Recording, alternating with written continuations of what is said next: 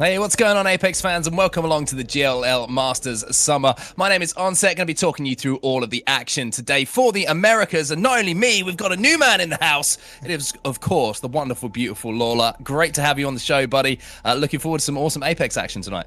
Yeah, man, I don't know, how I'm supposed to stand up to Gasket. You get a new duo, and, I've got to live up to that. It's gonna be an uphill battle here, man, but at least you're here to carry us both, so.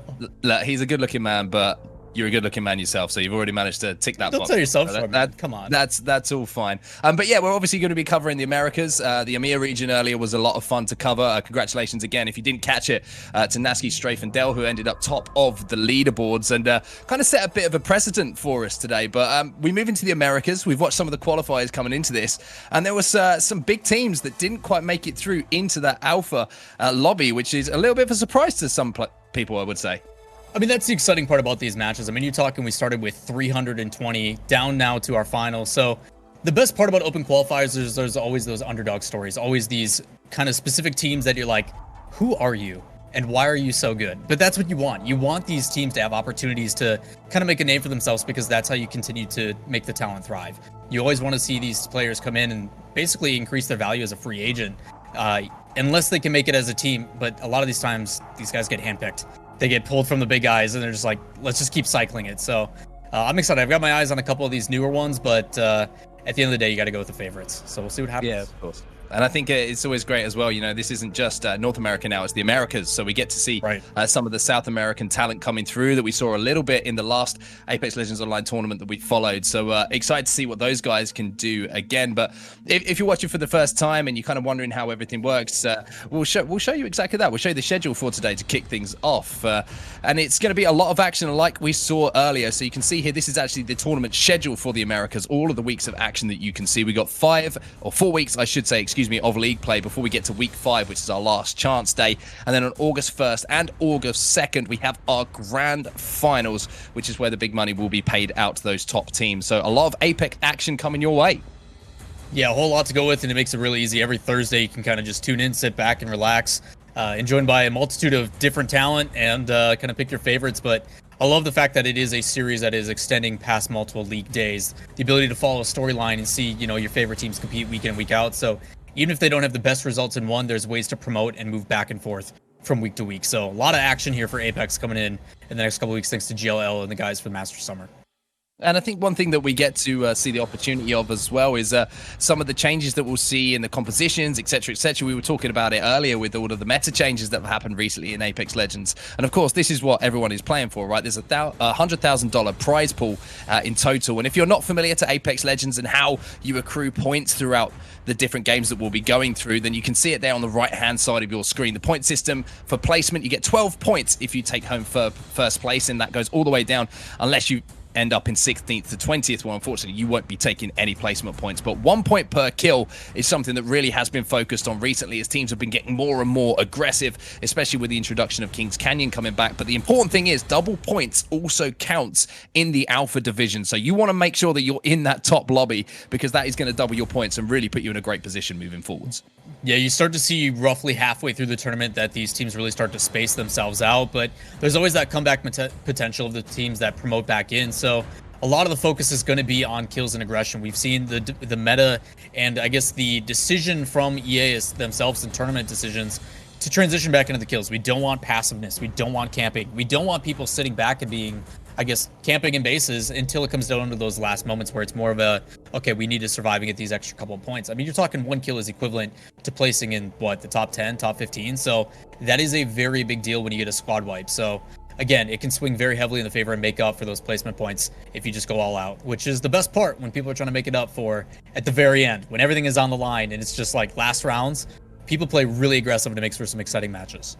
Hey, we saw that earlier in the EMEA region. We really did have a crazy last game. I think we had half the lobby wiped by the time that the first circle had even closed. So I don't know what's going on over there, but yeah, certainly some aggressive plays coming in from our EMEA teams. But one thing that is really good to talk about as well with the, the changes that we've seen recently is the fact that we were kind of, me and Dan were talking earlier when we saw the EMEA region, we were expecting maybe some of those big new compositions to be played, but we actually saw some fairly, what I would call reserved Apex Legends, especially on World's Edge, a kind of more traditional game. Whereas when we've been seeing the North American teams that we've seen scrimming recently and playing through the qualifiers, of course, with the other Americas regions, that there has been a real change to playing these incredibly aggressive compositions. You know, the likes of Revenant have been, you know, pretty much in a lot of teams' lineups, replacing what has been a stalwart lineup previously. So it's a little bit of a surprise to see that in Europe. Do you expect to see that aggression continue now that we get into the competition play?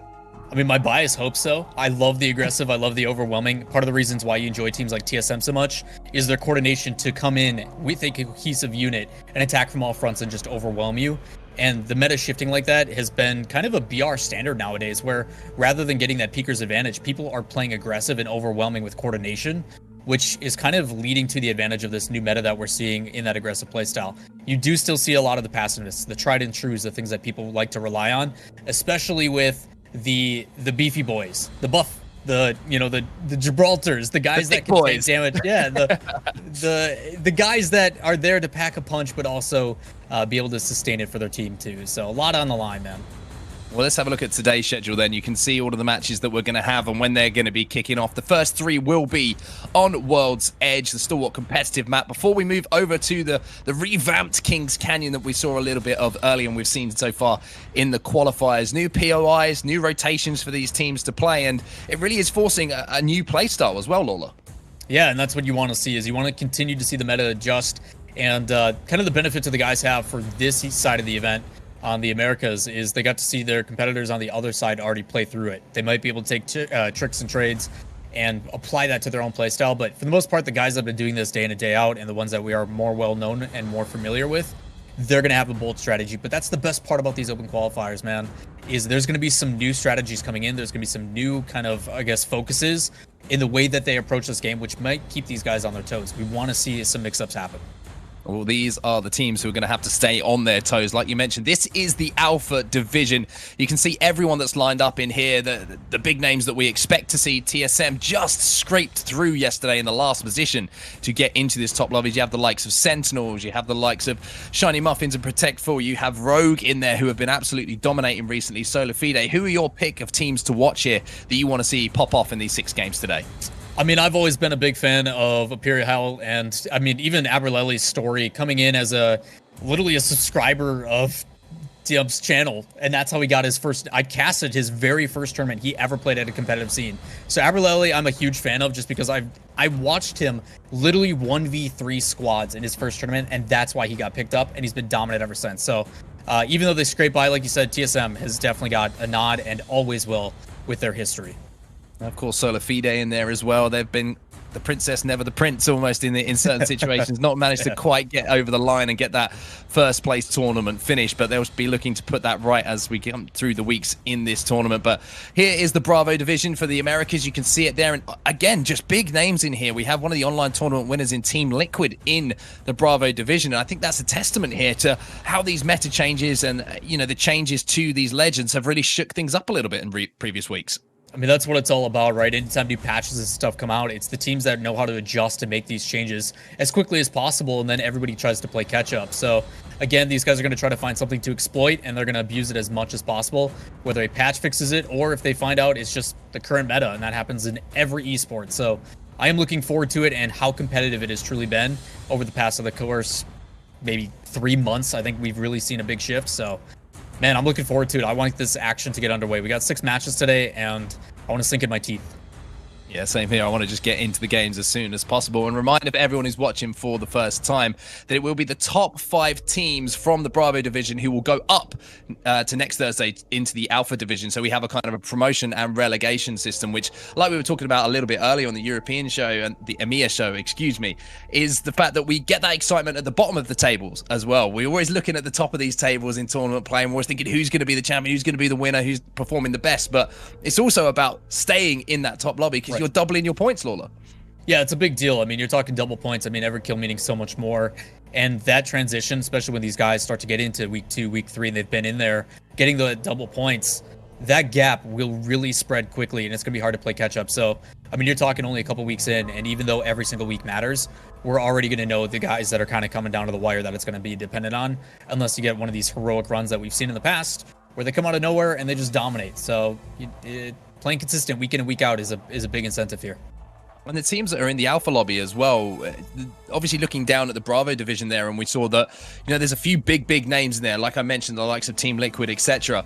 The teams who are in the alpha lobby this week, those top teams that we mentioned, this is a chance for them to really extend away, even in a first week. If you have a big performance in week one, when you've got teams like that waiting, like sharks in the water in the Bravo division to come back into the alpha division, that really gives you that kind of head start. And I think a lot of teams maybe are going to realize that and try and take advantage of it here. Yeah, I hope you see a little bit more aggression out the gate. Obviously, you don't want to find yourself in that bottom 5 due to promo rel, but the ability to kind of set yourself and set a precedent for the rest of these teams too. There is an intimidation factor, and that is kind of a pro and cons. These pro teams know where everybody drops. They have a familiarity with them. But when it comes to the other side of that, when you're talking with, some of these open qualifier teams that have made it through, tendencies are going to be a little bit harder to read. So you may get some of these guys that will challenge these players early rather than respecting the fact like, okay, this is your zone, this is where you loot, which is pretty common in BRs. That may change up with these playstyles, and that's what I think we're most looking forward to, is the adaptability from week to week as well as game to game. I mean, you're talking over the course of 5 weeks, you're talking 30 matches. That's a lot of games to be played over 2 different maps. So it's a lot of games, and I think I'm most excited to see how teams develop, because I personally believe that there is going to be a moment here where we see teams running different comps across both for Kings Canyon and World's Edge, because I think the maps play very, very differently. And we were watching the qualifiers yesterday, and I was watching some Imperial How, and they were really confused about how they wanted to play World's Edge. They were playing their aggressive comp that they're scrimming on Kings Canyon with the Crypto and the Revenant and the Wraith, but then they were on World's Edge and they were like, this isn't working. And they tried a Gibraltar, they tried pretty much everything they could. So I think we're going to see them go back to what has brought Rogue a lot of success recently, which is staying with what brought them success, right? They're playing the same composition, they're playing the same way that they did previously, and they're having a huge amount of success. I mean, if you look at the results yesterday, I think Snipedown said it in his best, that they were farming. They were literally just farming. They were putting up so many points. Snipedown's a freak, so that doesn't count, man. Like, that's true. That guy is not human. So at the end of the day, man, the things that make the good teams great is they find ways to win no matter what the situation is. So when you go back to your tried and true, you rely on your instinct rather than trying to get too much in the meticulous parts of it. That's when you can really see these guys shine, and that's when you see the fundamentals really come into play. So these guys know the maps like the back of their hands. They just have to find out what they're feeling that day. Like, are we able to go aggressive, or are we going to go be a bit more passive and take the fights that we need to? Because yes, we talk about kills being important, but placement is also important too. So it makes up for a lot of these, especially with double points in the alpha bracket. So it'll be interesting to see how it plays out, man. We need to get going. I need these games now. We do need to give them to me. I completely agree with you. We want to get into it. I want to get into it as soon as possible. Obviously, the first 3 games are going to be on World's Edge, so we'll be keeping our eyes on team compositions, see if they've been running what they have in qualifiers, seeing if there's a few little surprises for us as well. And a great point you mentioned is some of the teams who have qualified here into this lobby might not have been involved in some of the tier 1 scrims that have been going on recently. Right. So drop points and POI congestion on drop is going to be something to keep an eye out for as well. Yeah, it's a little bit different in the contrast of how they normally play. Obviously, these guys, like I said, they have tendencies. There's things that they do, and most teams will respect that because it's better not to drop out early. Rather just let them have their spot. We'll go farm over here and we'll meet you guys later. It's just, we'd rather gear up than take an early initiation. So that may change, and I hope it does, because it frustrates the heck out of them, and I want to see if they have the merit to get through that frustration, because there's a lot of times where there's just that level of respect isn't really given by some of these open qualifier teams. They will push it and push those boundaries. So if it does happen, please give it to me. Let me watch it, and let me watch this juicy drama unfold, because I'm all about it, man. I always enjoy those early drops as well. It's like if they get the heart to almost the better of them once, they're fine. If they kind of survive, then but if they lose that first one, they ain't challenging again. I mean, it's one of those. But then some people ego challenge for 4 games in a row and end up with 0 points. So we're going to be keeping our eyes and seeing if there's any. We'll call them early on. We'll call it confidence challenges. Yeah. Well, that's a great word. If you lose it more than twice, it's an ego challenge, and I'm going to call you out on it. But yeah, I mean, we talked about some of the teams that we obviously have in our Americas lobby here. We're just waiting to get the game underway. We'll bring it to you as soon as possible. A few players just loading into the lobby here. But looking across the Americas division in the Alpha division, and there's some teams here which aren't getting talked about as much as the likes of TSM for obvious reasons, and the likes of Rogue have been so dominant recently. But NRG is a roster that's been put together, you know, recently, playing a couple of online tournaments now, and their success has been incredible since they've come together. Yeah, I think there's a reason why they are in the place that they are. I mean, they had a familiarity with players like Dizzy and Ace, and obviously there's been some mix-ups with how they've been approaching the game, and I think that's part of it. Is some guys got too big for their content creator britches, and they've been enjoying it a little too much, and that's fine. I mean, you may see the transition. They've used their platform to transition into other, you know, other spaces of work, but you're getting a new, fresh, motivated team. When you get picked up by NRG, I mean, it's a big org. You have this new motivation to go in and grind, and that's what you want, right? Like, you want the capabilities to prove that your worth is definitely there. So I think, yes, you can focus on the big guys like the Rogues, the TSMs, the guys that have been doing it week in and week out. But I think NRG's got a good shot. I mean, they've got a really good roster. They've been performing really well. I'm trying to think of who it is. Rocker has always kind of caught my eye. A little bit more meticulous. Rex is a man that always makes me smile when he's on my screen as well. So I got to show him some love. Dude, it's wild what some of these guys do. So, yeah, I don't think you can take any teams lightly, and that applies to even the open qualifier teams. They got here for a reason. They are part of this bracket and in this alpha stage for a reason. So that's something that these veteran guys will know, is they do not take anybody lightly, and they'll give it their all. Because sometimes if you do take it lightly, they will overwhelm and surprise you. So hopefully we do get those ego challenges, and we see whose ego is going to take more of a hit. So who's gonna last the longest? Who's gonna stay strong?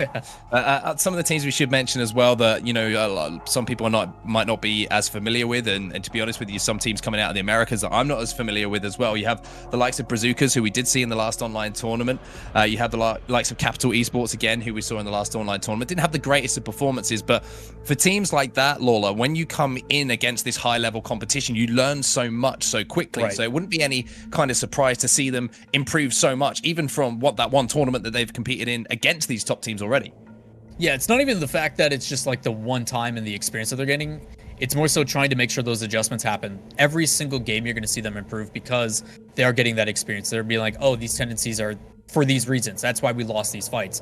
They go back to the drawing board, they come into the next game, plus the benefit of when they get knocked out early, they tune into the broadcast and they sit and they watch and they analyze and they try to figure out from the perspectives of the guys that are still winning, why are they doing what they are? And then they bring it back to the next game, and it continues to get competitive. And that's why you see some swings in these positions through mid-tourney. So week in and week out, I think we're going to see some major and more drastic changes, but from game to game, it's a little bit more difficult to implement, but the great ones know how to do it. So it's going to be an uphill battle, but overall, I think we're going to get some surprises. We always do.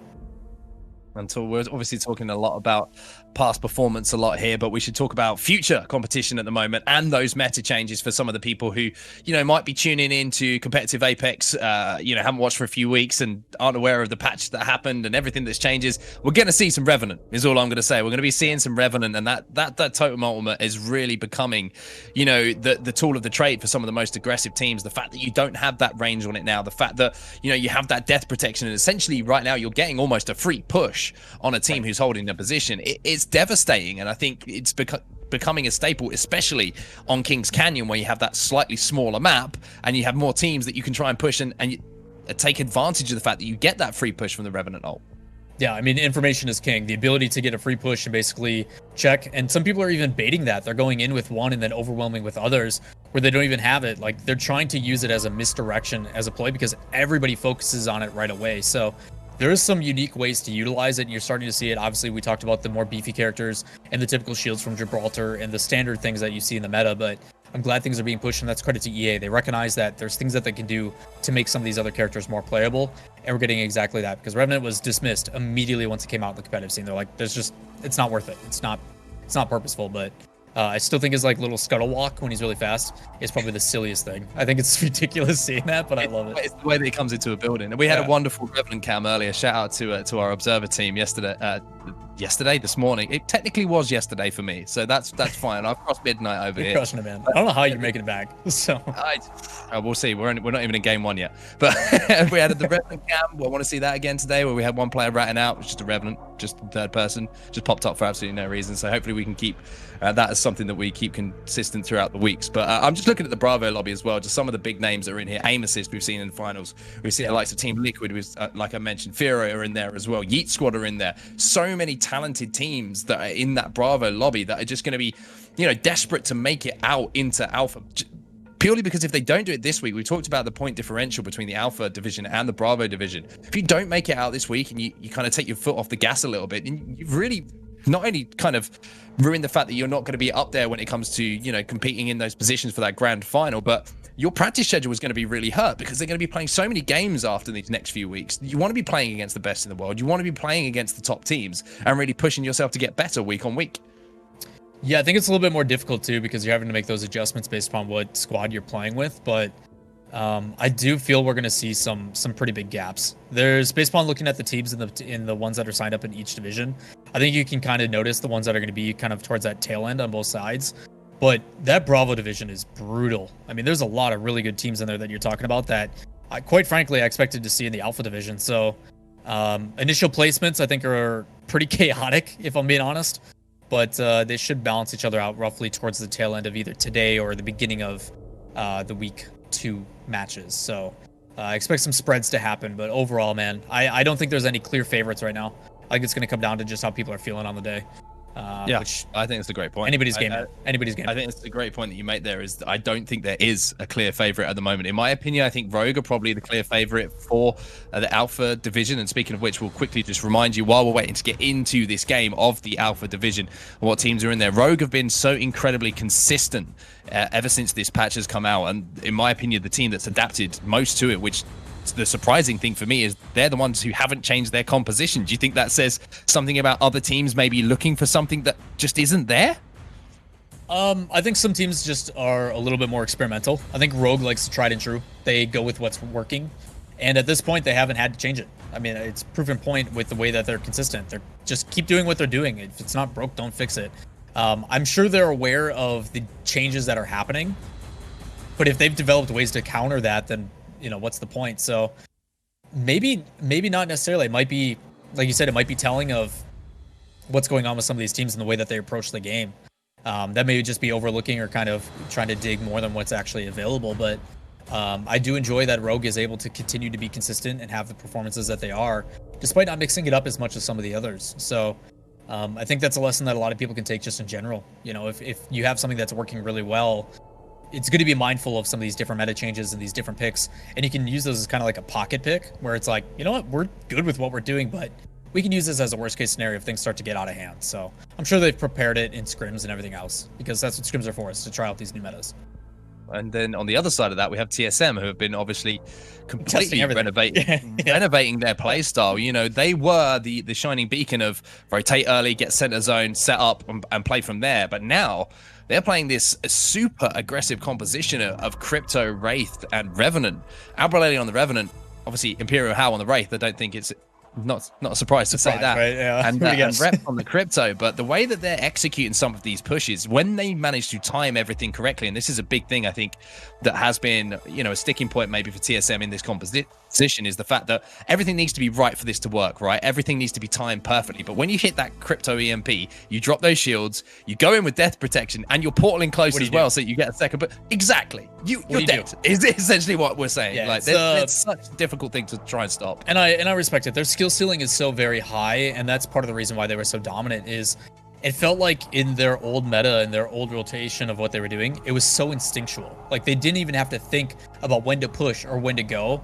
And now they're finally having to kind of go through the hard parts of developing a meta and rotating through. But it sounds like we might have game 1 ready to go. I think we're ready. That's what we want to hear. We want game 1 to be ready to go. I don't know who that last player in the lobby was, but I will find you, and we're going to have a word because you're keeping the people you on Origin real quick and saying not nice things. Oh, Lawler, this is what I want. I want the Savage Lawler coming out already. We're not even into game number 1. No, we hold that. We hold that for at least game 6, bro. All right, game 6, game 6 will do that. Well, hopefully we can get into game number 1 as soon as possible. Apologies for everyone to keep you all waiting. We want to make sure that everyone's comfortable in the lobby before we get the games underway. But let's talk favorites. Let's talk predictions, because that's what I want to drag out of you right now. While we've got this predictions out of 40 teams, man. Are you kidding me? Hey, let's just do Alpha Division first. Let's cut it down to 20. Okay. Yeah, let me just reorganize these real quick. Drag and drop. I think you have to give credit to Rogue. I like what they've been doing and staying consistent, and I think that's kind of an advantage that they bring to this game, is the fact that they are doing what they are most comfortable with. That stuff does not inherently change. So some excitement there. I do think TSM has been putting in a lot of work from what I've heard. We're pretty good buddies with one of the teams that's actually not competing, Noko from CLG, and some stuff he's been saying has been pretty exciting about them in lobbies. So TSM, I'm excited to see if they can get that coordination going, because quite honestly, when it happens, it is just gorgeous to watch come together. But it's a lot of coordination, like you mentioned.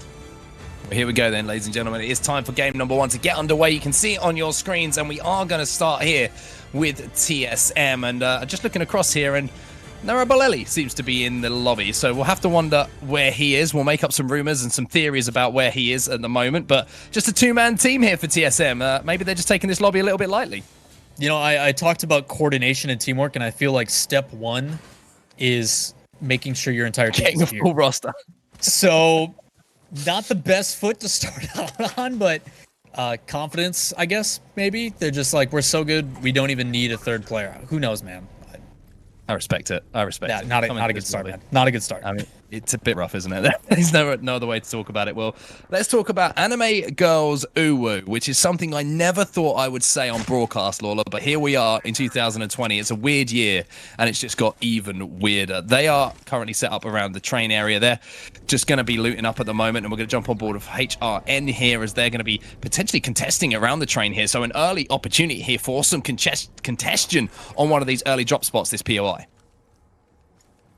Like we talked about early on, two teams in the same area. That's what you want to see. Shots start to come out. Shot from Simply.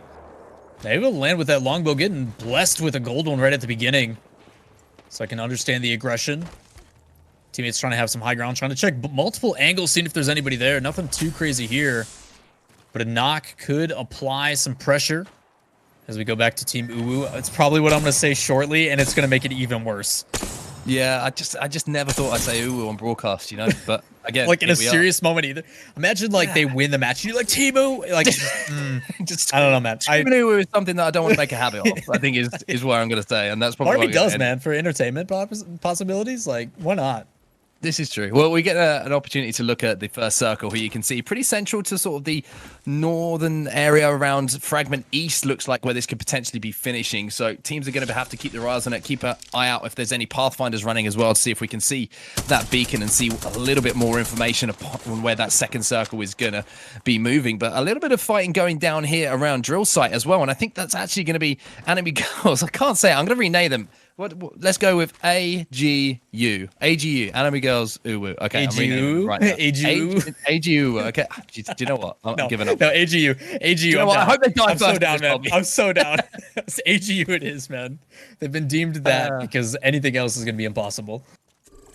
Well, I think they were one of the teams who were kind of caught in the Hill Valley area of the map here. You can see the drill tower in front of Brazucas here is one of our America's teams from South America who are going to be making their way across towards that choke, and looking like they're playing a fairly, what's the word I want to say? I've forgotten completely now. A fairly consistent comp with what we see in competitive play, running that Watson, Gibby, and the Wraith. But unfortunately for Anime Girls Uwu, or AGU, as I just renamed them and then just went with the full name anyway, they have already lost one player. And speaking of losing players, we are going to see a fight going down here around the dome area. So the EVA 8 is going to come out. A few shots are going to be landed. It looks like 303 are going to be coming out on top of this fight, as one player is going to be dropped there and finished. And there is one of the 303 players down here, so it doesn't look like it's actually a completely done deal quite as yet. No, fight still continuing. His shots coming out from that wingman, trying to land somebody on the backside. Gets clipped really heavily. Last one available, and that's going to be the squad wipe. Great job by Millions to secure those three. And unfortunately, they do lose a player, but should be able to grab his tag and bring him back to Revival, as it is right behind them. So awarded for the early fight. That's what you want to see out of them as we get down to 18 squads left already, as 2 have been removed. But a good aggression. You're starting to see a little bit of a mix-up in the meta, too, with those shotguns. Obviously, Tried and True has always been the Peacekeeper, but with the different attachments that are coming out, and now that the Mastiff is a global drop, you've been seeing people experiment a little bit more with what they feel comfortable with, but the EVA has been kind of inching its way in, which I'm actually really happy about, to see the diversity between some of our shotguns, because no one likes a one-trick pony. Very true. I mean, I am a Mastiff man myself, because I either hit for 90 or I hit for 7. It's one of the two, and the Mastiff is my favorite. At least you hit, man. At least you hit. Exactly. It's a big 7, big damage push. But anyway, we're having a look at that Pathfinder beacon now. We can see it's actually being pulled a little bit towards Epicenter, and as well as Fragment West and Fragment East. So a big northern pull there And we can see teams already rotated earlier, maybe a little bit more early than we saw a little bit from the EMEA regions, where a lot of teams were playing edge of zone for as long as possible. There's just one team at the moment over at Mirage Voyage who are kind of taking their time to move through into that particular position. But looking at where this could potentially end, it could be around that epicenter area, could be potentially towards the train station, although I do think it's actually pulled away from that now. So a lot of teams are going to be kind of posturing for position. You can see them spread, and it gives you a pretty good indication that a lot of teams aren't quite sure when the next pull is going to be. Yeah, I'm taking a look at towards Dome. There's 2 teams, roughly 3 teams, all in that kind of area that are going to converge into that southern spot of the circle. But again, big surprise here how many teams have actually already migrated into zone early, which isn't usually the case. Usually got a lot more kind of spacing out. But again, early lobbies, it kind of makes sense where these guys don't really know how people are going to play, so they don't want to take the risk of getting caught in rotation, so they just do it early. Curious to see how that's going to play out, especially when these guys run into each other. As you see, Energy trying to find some shots here. Frex, the one that makes you smile. Unfortunately, not able to land any shots.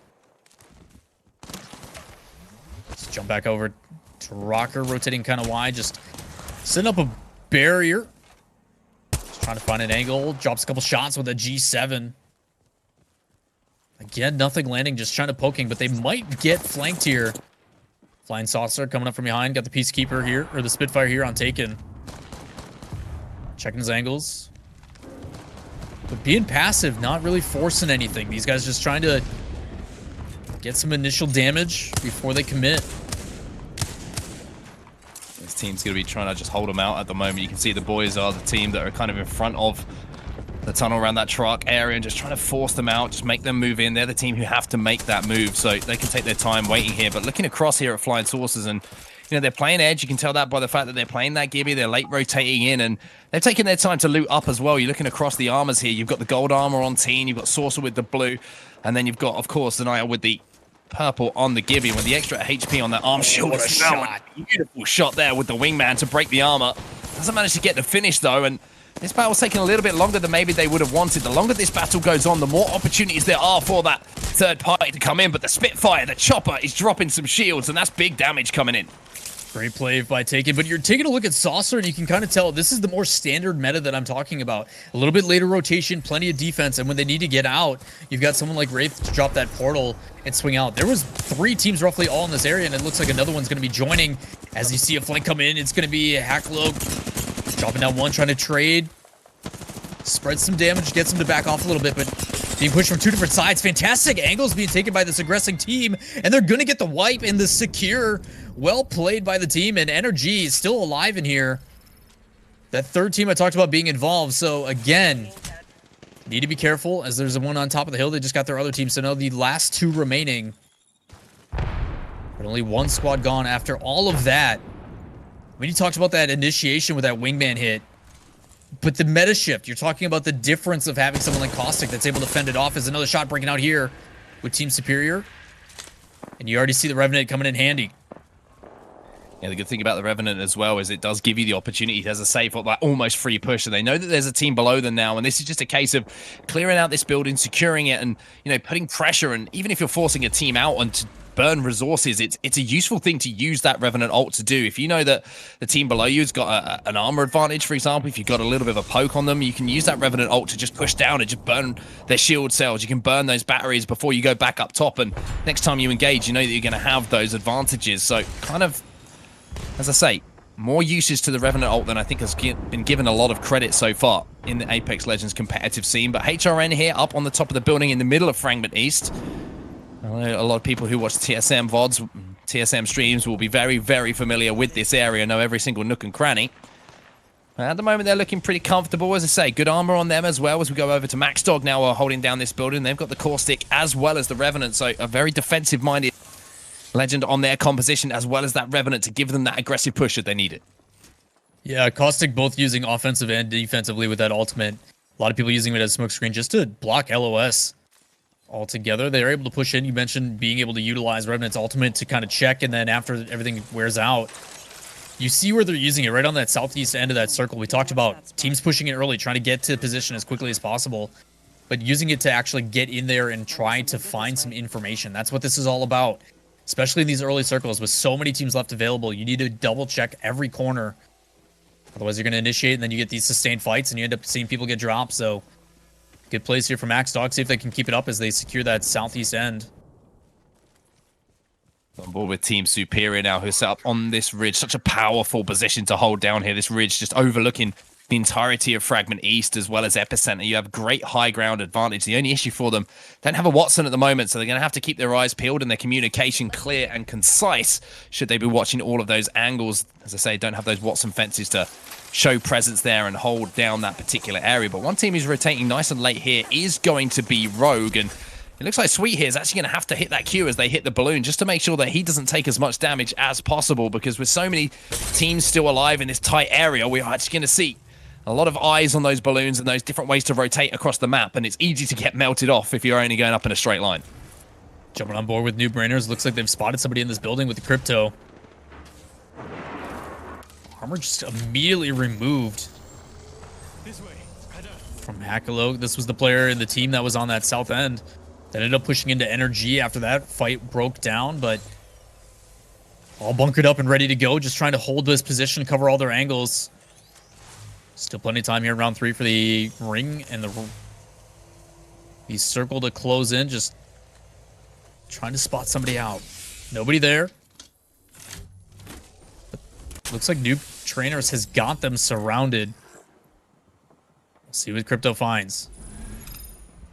You can see there, good information here to see if they can get 2 or 3 players cracked by using that EMP, just trying to look if the ultimate is up or if it's just a case of them using that information to try and establish a push onto this building. But this is one of those pushes that at least they haven't fired any shots to make the teams who are in Fragment aware of them, because then you'll see the scouts, you'll see those charge rifles healing away at their shields as they try and push. And speaking of pushes, here is TSM, of course, only playing as a duo in this game number 1. Reps and Imperial House still in the game, and not only that, this is how good they can be, picking up kills as well along the way. This is exactly what they want. Obviously at a disadvantage because they're missing one of their better fraggers, but in the exact center, it's where you want to be. Obviously, you're at a disadvantage. You need to be able to get some sort of hard cover. So the fact that they're going to have to move less and less as the fight breaks out for Energy, getting overwhelmed from the top. Walker taking his angle, using the advantage of the shield, gets it down, and they clear it out. Well done by Energy to secure the kills. Managed to get the banner as well, but the only problem is there's a crypto lurking around the corner, and the EMP is going to crack their shield, so they're going to have a difficult position here, and you can see a desperate portal out, but it's not going to be good enough. Rocket gets absolutely decimated by the R9 shots here from Hakulo, and that is going to be the cleanest wipe that you could possibly want on that player. And that is going to be NRG struggling their way through this lobby after what was initially a good push. And this is the problem when you have so many teams in this concise area, early rotating. As soon as one team does get damage, and even if they're finished a fight, if there's another team in the locale, that third party is always going to be knocking on the door. Talked about how teams are starting to rotate sooner and sooner, but it's not going to matter as these teams just trying to fight off this cost of gas. Gonna be able to get out, able to sustain through it, so well played by them. Live to fight another day as we jump back over to the southeast side again. A lot of teams actually roughly in this area. Thin fighting distance as we take a peek at Sentinels, trying to run through, trying to rotate out back the other way. Not a whole lot to find here just yet. As Rogue sitting up top. First time we've checked in with them. Seems like they're sitting pretty healthy. Right, looking pretty solid in this position again on that high ridge overlooking Epicenter. And when you do have those zones that are pulling towards Epicenter, it's such a difference in height and elevation in different areas that you want to be playing the backside. You want to be trying to take height and just watching where other teams are trying to rotate to, because you can spot out those places, you can spot out those third-party opportunities. And when you've got someone like Sweet, who's been playing some of his best Apex, in my opinion, in recent weeks, then when you've got the scout in his hand and he's able to pick off some of those shots, it creates those openings for the likes of Snipe Down and Drop to push in and finish off those kills that he starts. But Snipe Down here with the scout, just trying to farm that Evo shield as well. 255 damage until he gets that up to full red. And Snipe Down with a white shield, scary enough. You give him a red one, well, you're going to be in for a bad time. Not what you want when you got the Juggernaut and Snipe Down with more shields than normal. Especially the G7 Scout should be able to farm it relatively easy, just poking away. And you know if he gets his mark, he's going to push with the rest of the team. But engagement going down here with Solidified. Utilizing that peek with the opening and the closing of the door. Zarkstar's coming out as we jump back over to his teammate. Birch trying to find a way in. He's going to use that rift. Goes back up top, has a different angle of approach. So after all that push up side, they now find themselves with high ground on the edge here. Could be an opportunity, but they do give away the hard cover. I think the Solifida are actually using that portal to try and get involved with that fight and see if they could clear it up, and then retreating back to that position. So aggressive use of the portal there from Solifida, trying to get into those fights and see, as I say, if they can get some KP on the board. But having also realized that that wasn't the fight that they thought it was, being able to back out and make that decision on the fly to get back to that high ground and hold down that position is a big decision for them. As we jump into the beautiful free cam from our observers, we see Caustic. And I believe that is a Revenant clutching in the corner. Barrels, cars. I mean, it looks very strange. I'm going to be honest with you. That was a strange picture that I did not expect to see. But, you know, again, I said Anime Girls ooh on broadcast, so... I mean, hey, man, you asked to find it. As Shiny Muffins is going to be the first one. Also weird to say.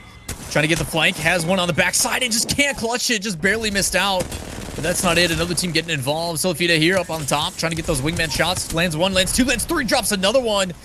And on the other side, if you look at the kill feed, Imperial Hal, the guys from TSM, also dropping down on a fight. So engagement's finally starting to happen in these last couple of circles. We still got 12 squads left, trying to finish off this last one. Gets another kill for his effort. So points coming out for him as well, doubled here in the alpha stage. This TSM still with the two of them able to hold on, able to lock down this third place. Going to get another kill here. Trying to secure another one. Picks up yet again. That's 4 kills here for Imperial Hal. They're going to rotate to the wide side, back to where they originally started. Lots of Watson set up here. He's just peeking those angles, trying to find somebody that they can punish.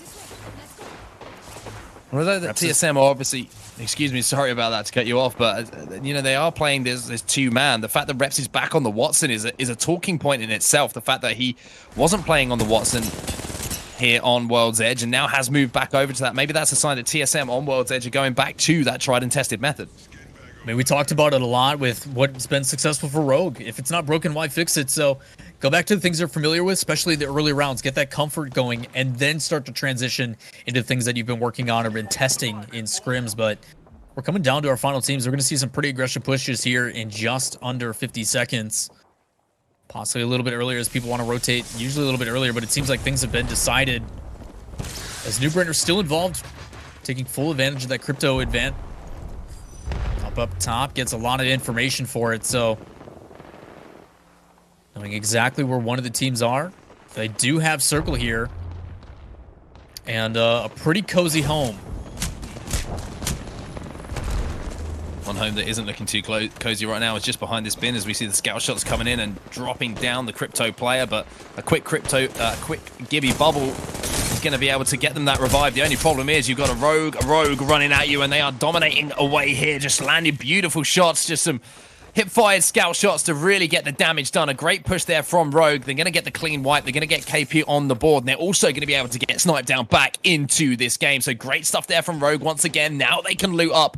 And this is where Rogue are so dangerous. Towards this end game, making that push at just the right time to get themselves into a position to hold down that end game spot. And now we see another rat there, a Caustic, behind a couple of barrels, trying to be sneaky as he possibly can. And there's a few teams at the moment who certainly aren't running with a full lineup, and this is another one of them here. Elite set up on the edge of the circle in that Gibraltar bubble, trying to pick off some players who are trying to rotate across here, and I think that is actually Rogue that was in front of them, so they're going to have to be super careful here. Solifide, another team who is still involved in this, has dropped. He's actually going to be involved in another battle himself. He's actually managed to take down 2 players in the kill feed. Solifide, though, set up in a beautiful position here, top of this little construction area here in Epicenter.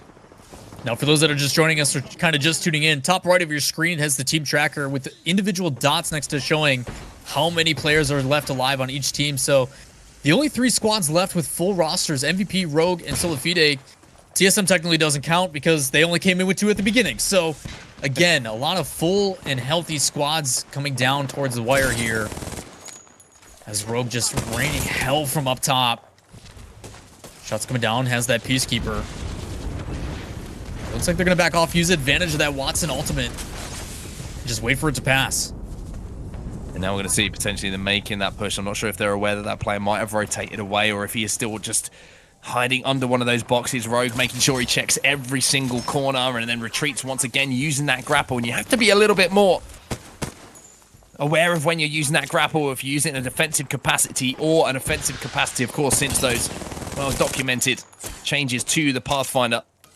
Slapped down with some nice shots himself. That full red Evo now, no surprise to see him rocking that at this point in the game. And Sentinel's still in the game as well, as Crust is just trying his best to rat out. You've got MVP sat down here as well. Pow Pow, Vaxilon, and Madness, formerly Team Skirt, one of the winners of our online tournaments in recent times.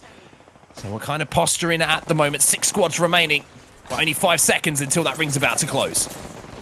Gonna have to make a push here. Seeing TSM in group with so many people. Just trying to take an angle. Pushes out wide, has a full team in front of him. Hopefully he doesn't get noticed. Just trying to make his way into the zone, but he's going to get caught out and get dropped down, so that's Hal out of the way. So TSM being removed. MVP just hugging this corner as much as possible. Everybody's stacked up. Jumping into the Madness with Madness. Just holding the angles. Waiting for this to come out. Trying to go for placement at this point. Can use a rift. Use this isolation frame. As they put aggression over the top. Gonna bounce back out. Has the ability to heal. Snipe down. Hearing the noise. And they're just going to stay patient. Don't need to force anything. I actually respect the play. And Rogue now retreating up to this high ground once again. Got big damage, and there's only 2 squads remaining now, so they're going to make sure that they're fully kitted up before they commit to this push. Here comes that push. It's Solo Fide. It's a 3v2 situation for them, and unfortunately for them, Snipedown's got an auto prowler. The R9's come in as well, and Rogue will be the winners here of game number 1. A fantastic push from them towards the end, recognizing it was a 2v3 situation, hitting all their shots, and again, Rogue's consistency over recent times is absolutely superb, and you can see exactly why we've talked so much about them in the build-up to that game. Yeah, we talked about it at the beginning of the broadcast, and again, you mentioned it, sticking with what works and being able to show that consistency, and it's the patience. Not only are they willing to go and push, we saw both contrasts of that at the beginning of that initiation of that last circle, as well towards the end. The ability to go in and commit and get some kills, but then on the back end, you know, staying patient, keeping that high ground, and then letting kind of teams whittle each other down before they go and make that final push. So again, plenty of kills, able to hold on to their advantage. But as we're taking a look at the highlights here, Energy's demise was met. They had a good win here, and then caught on the rotation, just absolutely melted by Hakulo. Yeah, great stuff there as NRG were taken out, as you say, and then Shiny doing all he could in this fight to try and desperately keep his team in the game. Unfortunately for him, the Gibby bubble was just too much to try and negotiate. And Solar Fide, again, making their way towards that end game, get themselves into good position, but again, just not being able to quite convert in that late game, which is kind of something we've talked about consistently with them as a roster. And unfortunately for them, again, that seemed to be the case. And just something to mention, if you've been watching a lot of Imperial House streams recently, he seems to have mastered the Arc Star and sticking people. And you can see another example of it there as he managed to get that stick. And TSM, of course, only playing with 2 players at the moment. Be very, very happy with their placement. But this is the end game that, you know, it was all falling in the favor of Rogue. There were so many different teams involved, 3 squads remaining here, but once, unfortunately, MVP were taken out after the pressure of Rogue, it was all up to Rogue, the 2v3, and it was a simple finish for them. Now, the best part of what this all happens is obviously we've got our placements. We know how these guys performed, but I want to know the kill counts because that completely changes everything. I mean, you're talking 1 kill is equivalent to some of these lower placements from the guys that were 7th, 8th, and you may see a big jump and things start to skew in a different aspect. So we're going to see really how far ahead some of these guys are. And on the other side of that, now is when the adjustments come. A lot of these guys maybe not realizing how early some of these teams are rotating into that middle. We might see some change-ups, and the guys that are getting caught out in that triple, even quadruple commit, there's been a lot of people overlapping in some of these rotations. So it's going to be wild, man. That's just game 1, and we got a whole lot more to go. Yeah, a little bit surprising for me to not see too many. Sorry, I should say a little bit of a surprise for me not to see some as many non-traditional compositions in that game number 1. But let's see what game number 2 is going to bring us. We're going to go for a very quick break, but as I say, game number 2 just around the corner. Don't go anywhere.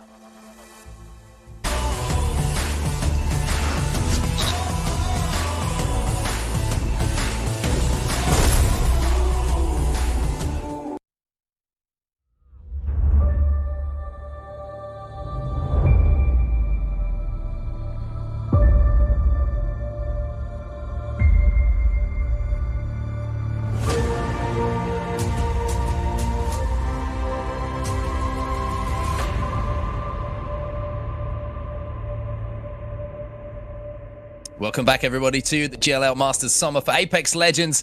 Game number 1 there, convincingly taken by Rogue. A fantastic performance from them, keeping up what has been a very impressive run for them since the addition of Snipe down to the roster. Lawler, what were your takeaways from that game number 1 before we head into game number 2? I mean, chat was giving us a little bit of a hard time for it, but you got to give credit to TSM and how much we've been talking about them. Only two players on that roster coming in, and they make it to where they did. So I expected them to get kind of overwhelmed earlier on, but positioning and experience really playing ahead for them. So well done by them. And I want to give credit to obviously MVP and Solifide, both of them bringing it down to the wire too. They were caught some pretty tough engagements earlier on towards that back end of Epicenter, I want to say on the west side, and they managed to sneak out and keep it in towards that last fight. So a lot of jiggle peaks on that side to keep it alive. So credit to them. It's not easy to do that with all the chaos going on. And we've got 2 more games on World's Edge to complete before we move over to our second set of games on Kings Canyon, where we will complete our 6 games. But yeah, I think you make a really good point there. Yeah, some of our powerhouses that we did have involved in that first game really coming to rise to the top as we would expect. We'll take a look at the scores from that game number 1 as well, so we can keep you all up to date with the point scoring as we get through all of the tournament today. And you can see at the top there, Rogue, big game from them, 48 points total. A reminder that Alpha Lobby will of course have double points, so 12 kills on the board for them, as well as those big placement points. I mean, you couldn't ask for more from a game number 1. No, it's exactly what they want. We've been talking about it. The benefit of being in this alpha leaderboard is the concept of that double point system. And you can see the spread already here in game number 1. That's a really big deal. On the other side, though, I mean, you're looking at some of these other teams coming in, and I was kind of surprised by 303. I thought they were going to do a little bit higher here, but only 1 kill for them. Surprised by that. Yeah, well, I think they were actually contested on their drop, so that might be one of those situations where they're going to have to go back and assert some dominance maybe over their preferred drop spot. But looking through that top 10 as well, you have the likes of Team Sentinels there, not picking up as many KP as maybe you would imagine a team like that being able to roll through lobbies. But HRN up there in 5th place, TSM, fantastic performance to come in 4th, like you mentioned, with Abraleli being absent without leave in that first game, and 6 points for them as far as kills is concerned, as well as the 10 placement points. 22 points as a duo is nothing to be shirked. Indeed. Solifide, once again, 2nd place for them, 32 points. But as I say, one thing that we should keep in mind here if you're watching, and you know, we're talking about the double points in this alpha lobby, is the fact that, you know, those gaps might look a little bit bigger than we're used to seeing in competitive Apex because of that fact. So those gaps can be made up nice and quickly, and yeah, you don't have to get too worried if it's kind of a 10-point lead, because that's just a case of, you know, a few placement points or a few kills going your way. Yeah, I think that's the benefit too, is there's definitely like an inherent comeback mechanic that's built into the alpha and the Bravo. So but at the same time, the guys that are in Bravo, they're probably looking at this and been like, oh man, like that's a lot of points, and that's adding up real fast. So hopefully a motivator for them to make sure they're in that top 5 so they can promote back in. And same thing for the guys at the bottom, maybe a little bit more aggressive than what they tried, because a lot of the teams, either they were contested early or they got caught on the rotation. So maybe need to make that middle even more packed than what it's already been. I don't know, man. Well, I'm excited to see if anyone does start changing up compositions as we continue on to World's Edge. It was somewhat of a surprise to me to see so many teams, you know, in scrims and the qualifiers trying so many different comps coming into this tournament, to see them not sticking with what they've been most consistent with on World's Edge. But now we are seeing them roll back a little bit, and I think that has to do with the Rogue effect. The Rogue, you know, the fact that Rogue stayed with their original 3 composition of Pathfinder, Watson, and Wraith. And I think a lot of teams have thought, hey, they're still having success with it, even though we have seen buffs to other characters.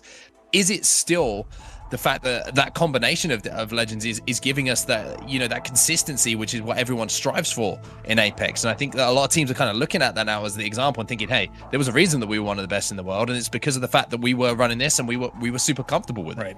I think that's the best part about a good meta too, is when you're talking about when patches happen, the fact that the old players are still viable, but now you consider some of these new characters. I think that's what makes a good patch. Is in the past, never considered some of these characters. They just weren't viable at all in any capacity because the other ones were just so strong. And now that they've gotten kind of appropriate changes made to them, and you can kind of experiment with compositions based upon if something doesn't work, rather than like, we have to go with this because there's no other choice. I think that's a good job. I think EA is taking a unique approach to how they want to, you know, kind of buff or, you know, nerf some of these characters. But overall, it feels pretty well balanced, and things seem a little bit more open to what people can do for compositions. So until you see things challenged, like if Rogue, again, keeps winning, then keep doing what they're doing because it's working great. So I mean, that entire time, Sniped on the boys had kill leader the whole time. So I don't foresee that changing unless someone challenges them and pushes them. So we're going to see if Vroga can continue that form into game number 2 and 2 more games on World's Edge, as I mentioned, before we jump over to Kings Canyon. That's where I am maybe keeping my eye out to see if there's a few composition changes with the fact that we've got a smaller map. We've got a more hectic kind of build up where big KP can be put up and you can have that one big game which will carry you through to the tops of the leaderboard. But again, we need to keep our eyes on the bottom of that leaderboard as well. We always get carried away talking about the top, and rightly so. You know, who's gonna be end up in #1 spot after week #1 here of the Americas region. But we've got to keep our eyes on that bottom 5 spots because you have those relegation spots. And we noticed even after game 1, you know, there's teams that are down there. They're going to be feeling nervy. They're feeling a little bit worried, looking over their shoulder, knowing some of those powerhouse teams are coming over from the Bravo division. And they got to get points on the board early here just to install a little bit of confidence in themselves. Yeah, I mean, tournaments past as well on the same side of it is some teams actually do better with that pressure on them. They rival in it. They love it. They like the fact that, you know what, every single game we get closer and closer to being relegated, which forces them to kind of get into this moment of zen where they just really push through it. There's some that do crumble under that pressure as well. So there is contrast to both, but overall, I think a lot of the teams that are in this position usually will do it to the extent of the beneficiary of it, where they will realize like, okay, we need a kick in the pants, time to step it up and time to really change things up. So that's when you're going to start to see, I think, some of these teams that are in the bottom 5 that start to play a bit more aggressive.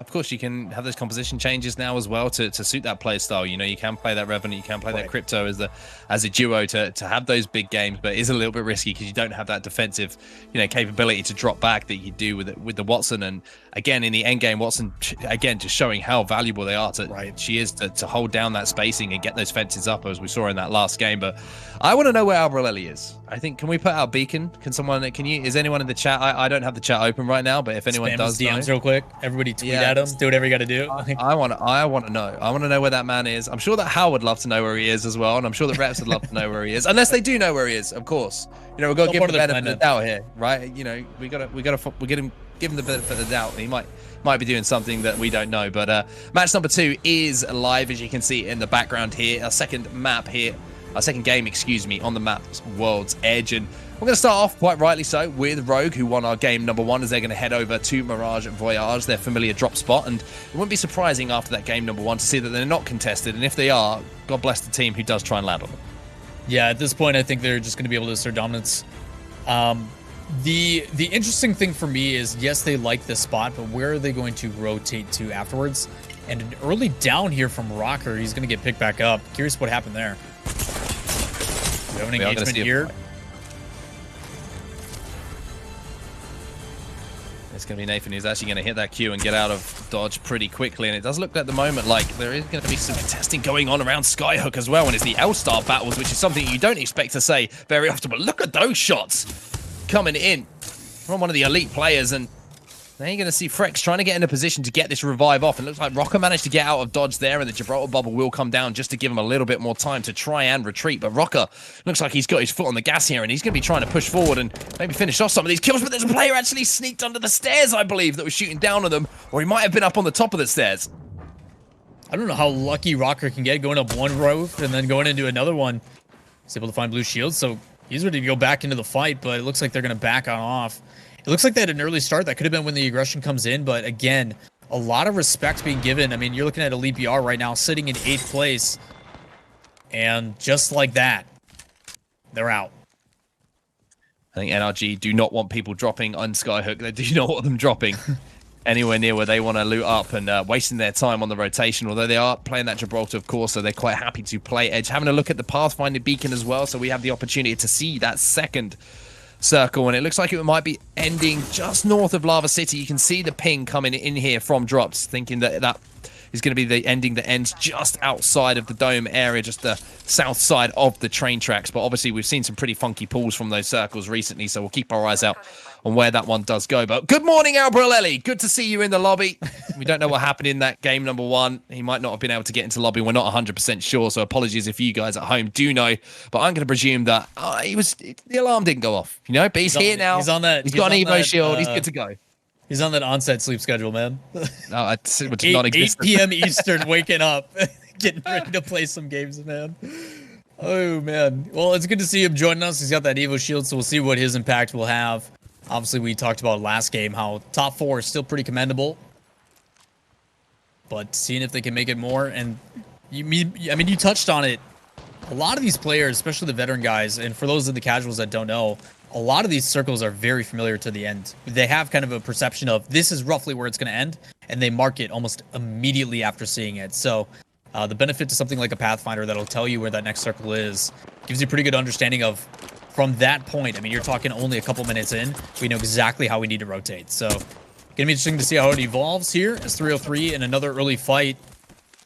Talked about how they got dropped earlier over by Tree or something like, I think it was by Tree or Dome earlier on in match number 1 where they ended up getting knocked down and out. So trying to avoid fights here as TSM's going to rotate back wide. Already in position, something that they've been notorious for is getting to those circles early.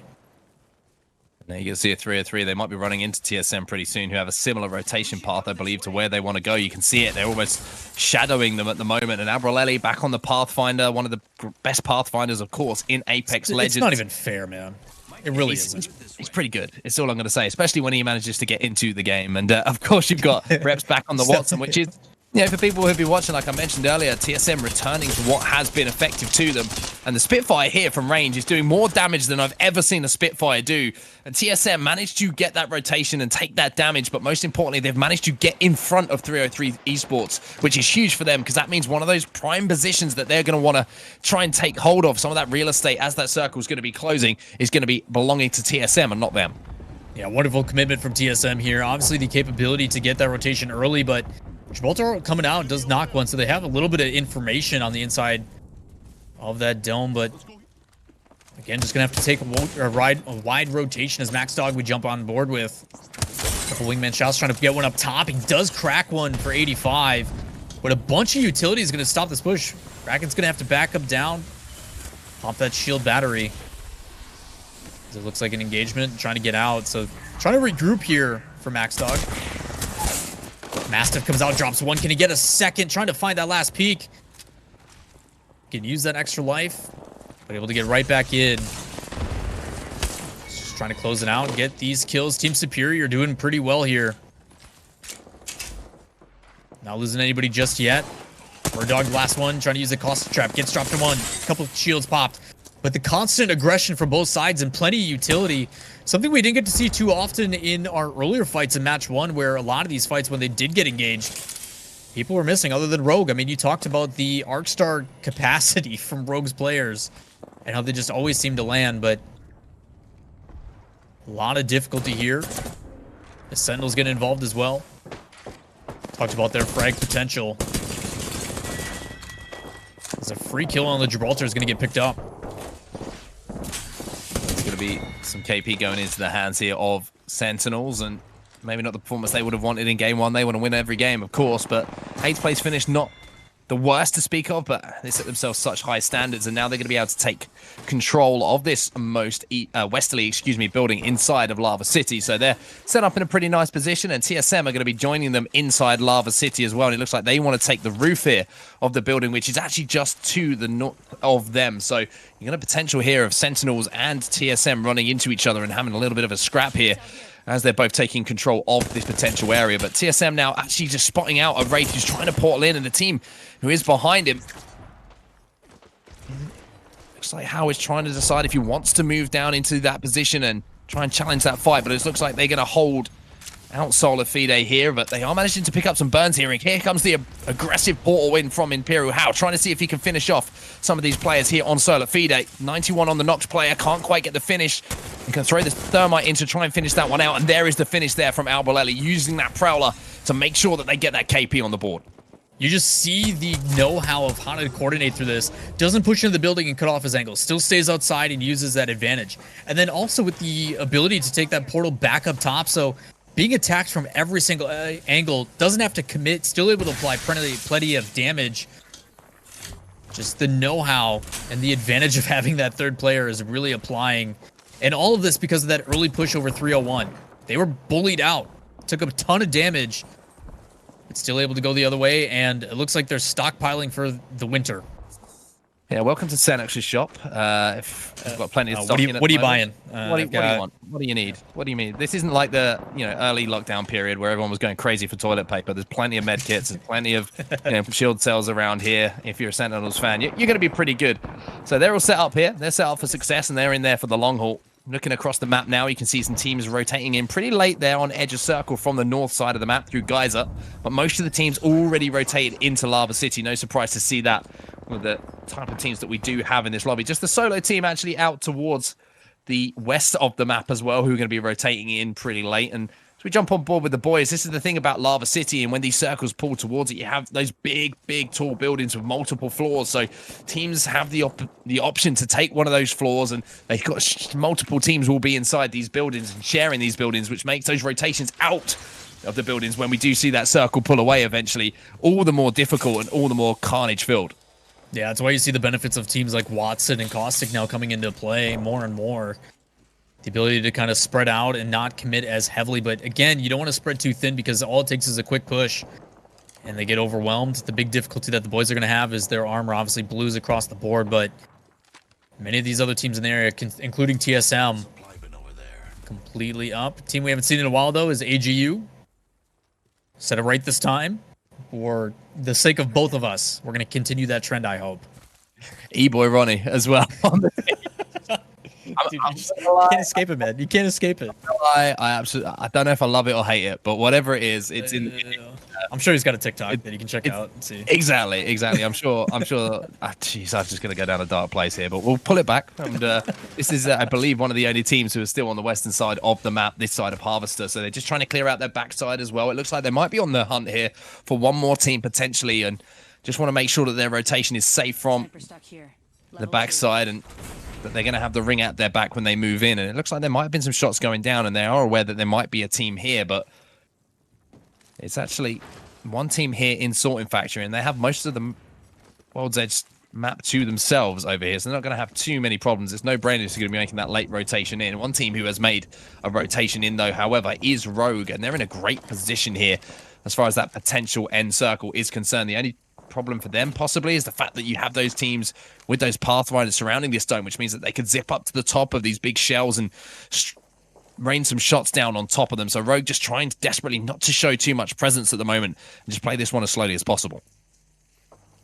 Now, the thing that surprises me is obviously Rogue is taking point here, but Snipe down a little bit low on shields. He's got a teammate with 8 of them for those cells, so share the wealth. We saw what Sentinels was able to do with their shopkeep. Maybe you guys can create some of the same magic. So we're jumping here with Unknown, trying to put a couple G7 shots. Chunk away some damage, but not able to find any of those hits. Just kind of checking the angles.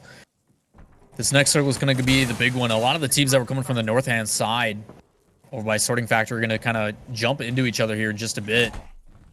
But for the most part, like you mentioned, so many teams all wrapped up in those buildings, layered on top of each other.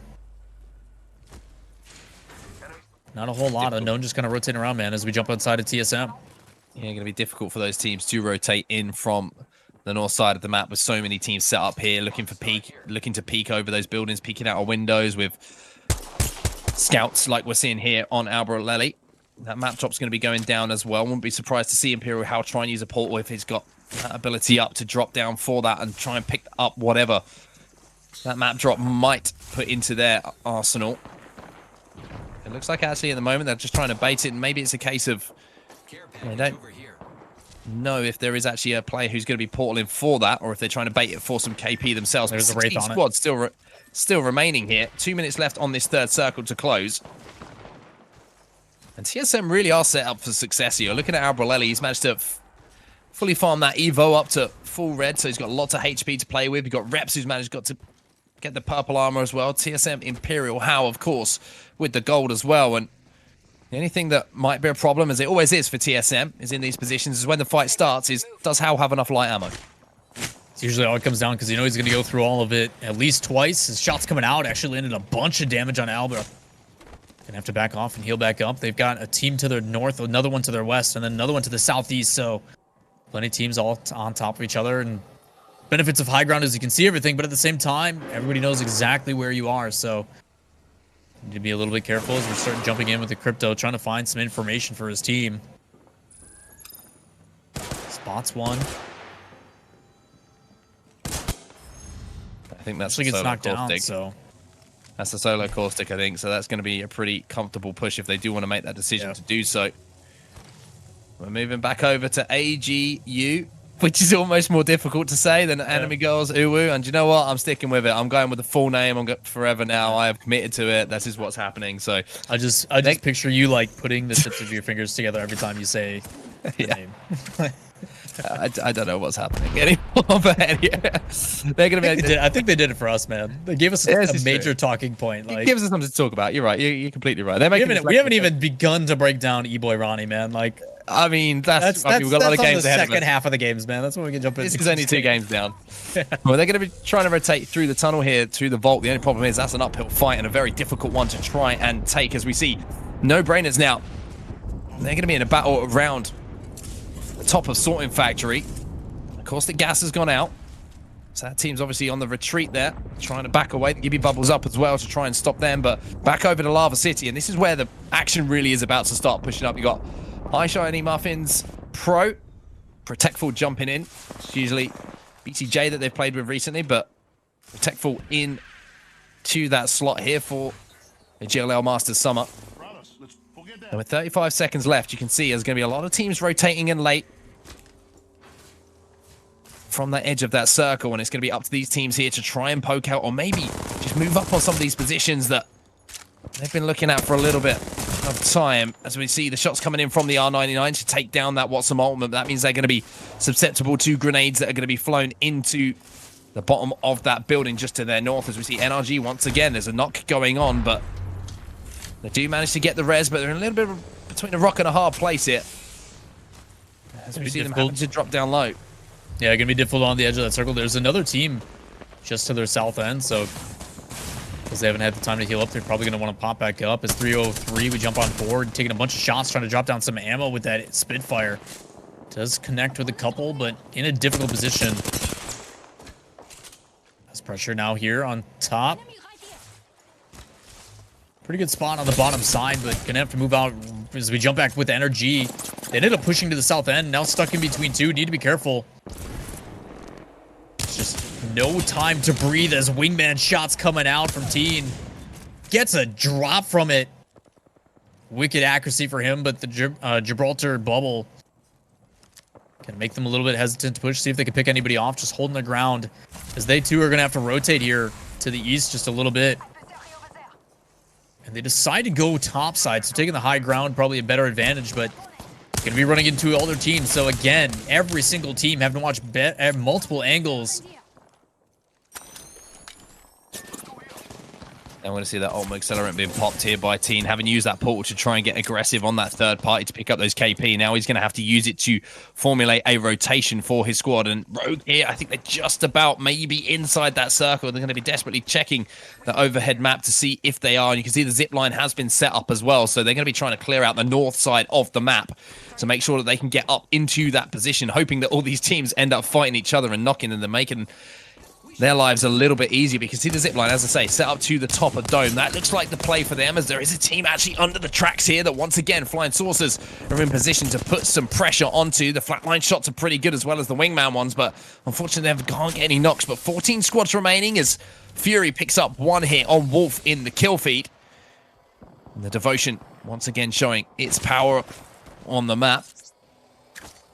But this is an awful position for them to be in. You can see it's kind of a Hail Mary play here. It's having to put that drone underneath, maybe looking to set up a way that they can climb up top. I didn't see if they had a Pathfinder there, to if they can actually get up top, but now they can retreat and just use this zip line to get up, and they're going to be rotating walking this in with the circle as it closes. The ult came in as well from the Crypto to try and crack some shields, but Flying Saucers here, they're just trying to hold their ground for as long as they physically can. They're going to be walking in with the edge of circle as well. but they can take a little bit more damage on their way. And the only problem is there's a Gibraltar defensive bombardment coming in front of them, and that means that they're going to be taken down by it. And this is perfect for Rogue. All those teams who are fighting each other are just walking into the crosshairs of Rogue here. That could not have gone better for Rogue. Everything they wanted to happen in that situation played out perfectly. The only problem is Sweet's got to desperately stay alive from the pressure coming in from Lava City. So many teams coming out, and that's that patience I'm talking about. We saw that exact same situation towards the epicenter last time. Rogue hears the fights, the engagements, but they hold their position. They know there's people all around them, and they're able to capitalize. So now in this circumstance, just trying to do whatever they can to make sure that they have a full squad towards the last push here. But so many teams still nearby. There's one going for the revive, the other one trying to heal up. They do get everybody back and ready to engage, so just trying to watch their flanks. You said they were able to hold off the north. They did just that, but there's another team still on the other side, roughly 50 to 100 meters away. TSM still involved, quite healthy as well, but one up top just dropping down shots of damage on Imperial Alley. He's going to have to back off. Look at this rotation here from TSM. Look where that zone is pulled. They are dead center zone right now, and this is where TSM do their best work. The only issue is they need to get that Watson ult down as quickly as possible. And of course, when you've still got some cryptos in the lobby, that could be decimated very, very quickly by that drone. So TSM making the brave play to rotate as early as possible towards this end circle, and it's worked out so well for them here. No hesitation whatsoever from TSM. That's now twice that they've moved to the circle early, trying to give themselves such an advantage. But again, with that utility, luckily they do get the Watson all down, but as you mentioned, a bunch of cryptos been coming out to play. As we jump over to HRN, our team that was in top 5, possibly tied for 6. Trying to find an angle, going to use that portal to get out of the way, and actually goes so far out that is going to be able to approach a completely different angle. But Solifide, another team, top 2, trying to land those massive shots. Is going to get dropped down. Good bob and weave, but just not enough damage. Over back on top for MVP. Trying to use that wingman, trying to find anything as the kill feed going absolutely crazy right now. As everybody get involved, TSM still inside that train, just trying to hold their angles. Fighting for placement. So one of the teammates down here. Trying to close it out. With the flat line to land these shots. There is a player behind him, manages to get a KP on the board here as Austin Pie is going to be coming around this corner with the Mastiff as well. He's got the arm shield up to try and give himself the most defensive cover that he possibly can. And now there's going to be more players just running in. 5 squads now remaining as that ring has closed. And with a minute left on this ring as well, TSM still involved in this battle. I still think they're up in the top of that train above the tracks. And then you've got MVP above them using that Pathfinder to grapple up to the top of the train station. Great shot there initially from Pow Pow to drop some shields. But finally it's going to be just a moment of calm here, with 44 seconds left remaining until they all have to move once more. 303 Esports still in the game. TSM you can still see in the game. MVP up top here, still in the game. The G7 scout in their hands, but TSM, they're the ones with position here. They're the ones with the game in their hands, in my opinion. Hey, man, that's what I talked about. 303 is surprised by their performance early on in the last game. But this is a little bit different. I mean, you take a jump on board of Ack, and I hope production caught that. The absolute tracing of that gun, following that player on the back end and able to get out of that tough situation. So again, a much better performance here, as a lot of these teams did find themselves in the bottom 5. But again, tried and true Rogue TSM up at top, and TSM with their full roster finally, as we saw someone finally wake up at 8 p.m. as he's getting into this fight. Nabralelli, the 303 back inside, has a little bit of hard cover to work with. They're going to jump back outside, trying to see if they can get a different angle. Shots coming out back and forth. Shiny Muffin's trying to get somebody down. They have this entire circle. He's going to find himself alone. Trying to use his teammates for the block, and he's going to Wraith portal out or use his phase shift to get away. So what looked like an impossible situation as teams getting dropped left and right, but McCarthy's still alive with a heroic effort. Finds himself in the top 4, but Aberlelli and the boys from TSM utilizing that advantage from the early circle. They drop down another. 4 teams remaining. Unknown, TSM, Muffin, and 303, but another engagement comes out. Unknown on the backhand, just trying to fend off this Watson as shots left and right with that Spitfire, and gets up close and personal and dropped down. It's going to be 303 that holds on.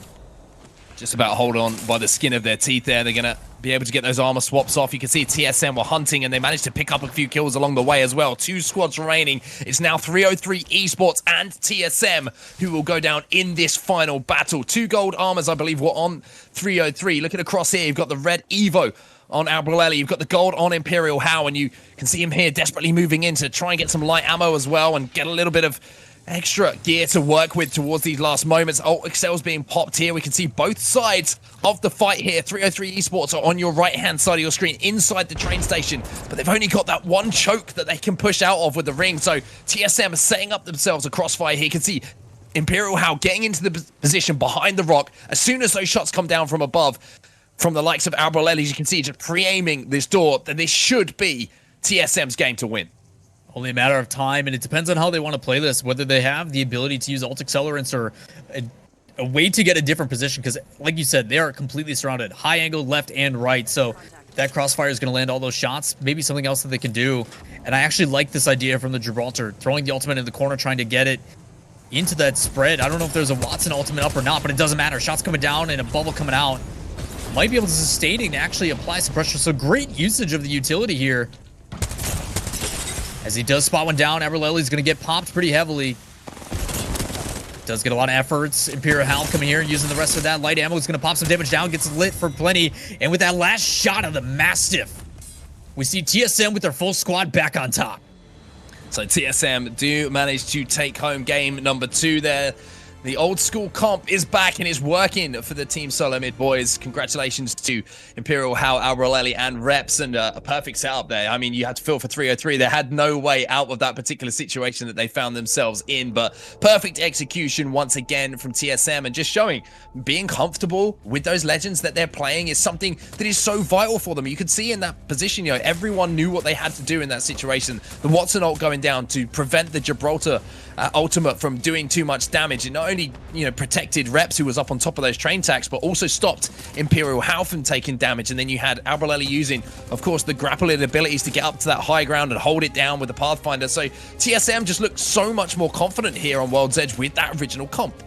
Yeah, it's when you go back to the things that make you confident, allows that instinctual play to come out. They don't have to think about the extra things like that coordination, and they're able to focus on the things they do well. Obviously, the teamwork is something that TSM has always excelled with, and the ability to transition that into early rotations in both circles at the very beginning to get down into Lava City, and then again to make sure that they get inside that train. That high ground is what secured them the victory. So the big thing I focused on and talked about last game, I was surprised by 303's performance. I expected them near the top. We see them ending top 2 here. So good bounce back for them. And Rogue's patience, again, paying off, able to keep themselves in the upper 5. So again, some similarities and some consistency from these teams, but overall, it's been a battle, and it's been an exciting one so far. Yeah, a lot of early rotations into Lava City there in our game number 2. We're just getting the scores tallied up once again so we can get them up to date for you to show how things are standing. One thing we need to take a look at as well is those bottom 5 positions, because I didn't keep my eyes on those teams who went out early there to see if they managed to, you know, put any points on the board and if they were involved in that conversation for bottom 5, because that's something that's certainly going to be prevalent as we move into these final couple of games, well, this final game here on World's Edge, but also before we move on to Kings Canyon. So this is the final game here on World's Edge. Rogue, again, we're in a pretty good position towards the end of that match. Unfortunately, they got taken out a little bit early, which has left the door open for TSM to move up the leaderboards. We're going to go for a quick break now, but when we get back, of course, game number 3 is coming up. It's the final game on World's Edge.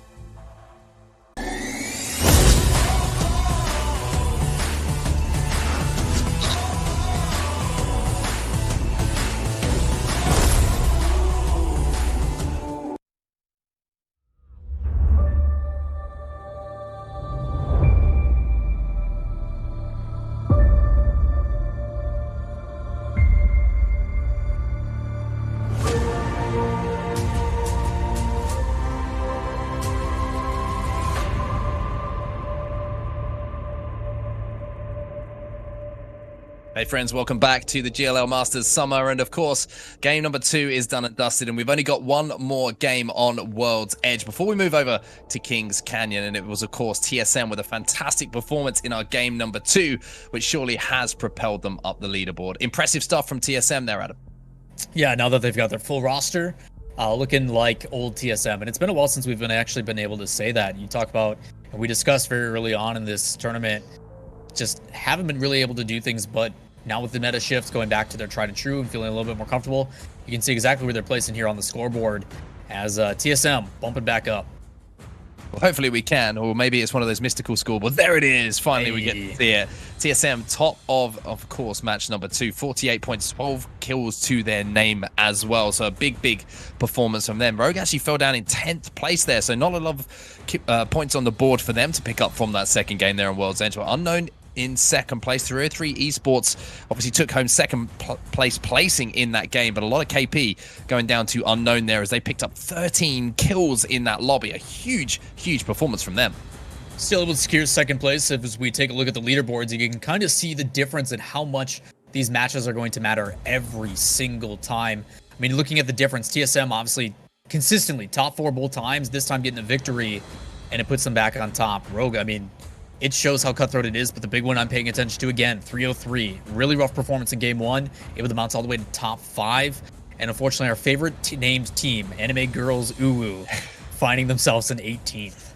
Hey man, we might have to cast the Bravo lobbies if they go down. I'm just saying. I'm kind of growing into it now. You know, I'm kind of owning it a little bit. But yeah, those bottom 5 teams certainly going to be fighting out there, and we saw some of our South American teams, unfortunately, involved in that relegation scrap. But the Bravo lobby, of course, is going to be, you know, still waiting for them should they go down, and it's going to be a great opportunity for them to fight their way back up into our Alpha division. But now we're going into our game 3. It is, of course, like I mentioned previously, the final game that we are going to see here on World's Edge before we move over to Kings Canyon. With the way that TSM have been playing, I think they might be a little bit disappointed that they have to leave this home at the moment.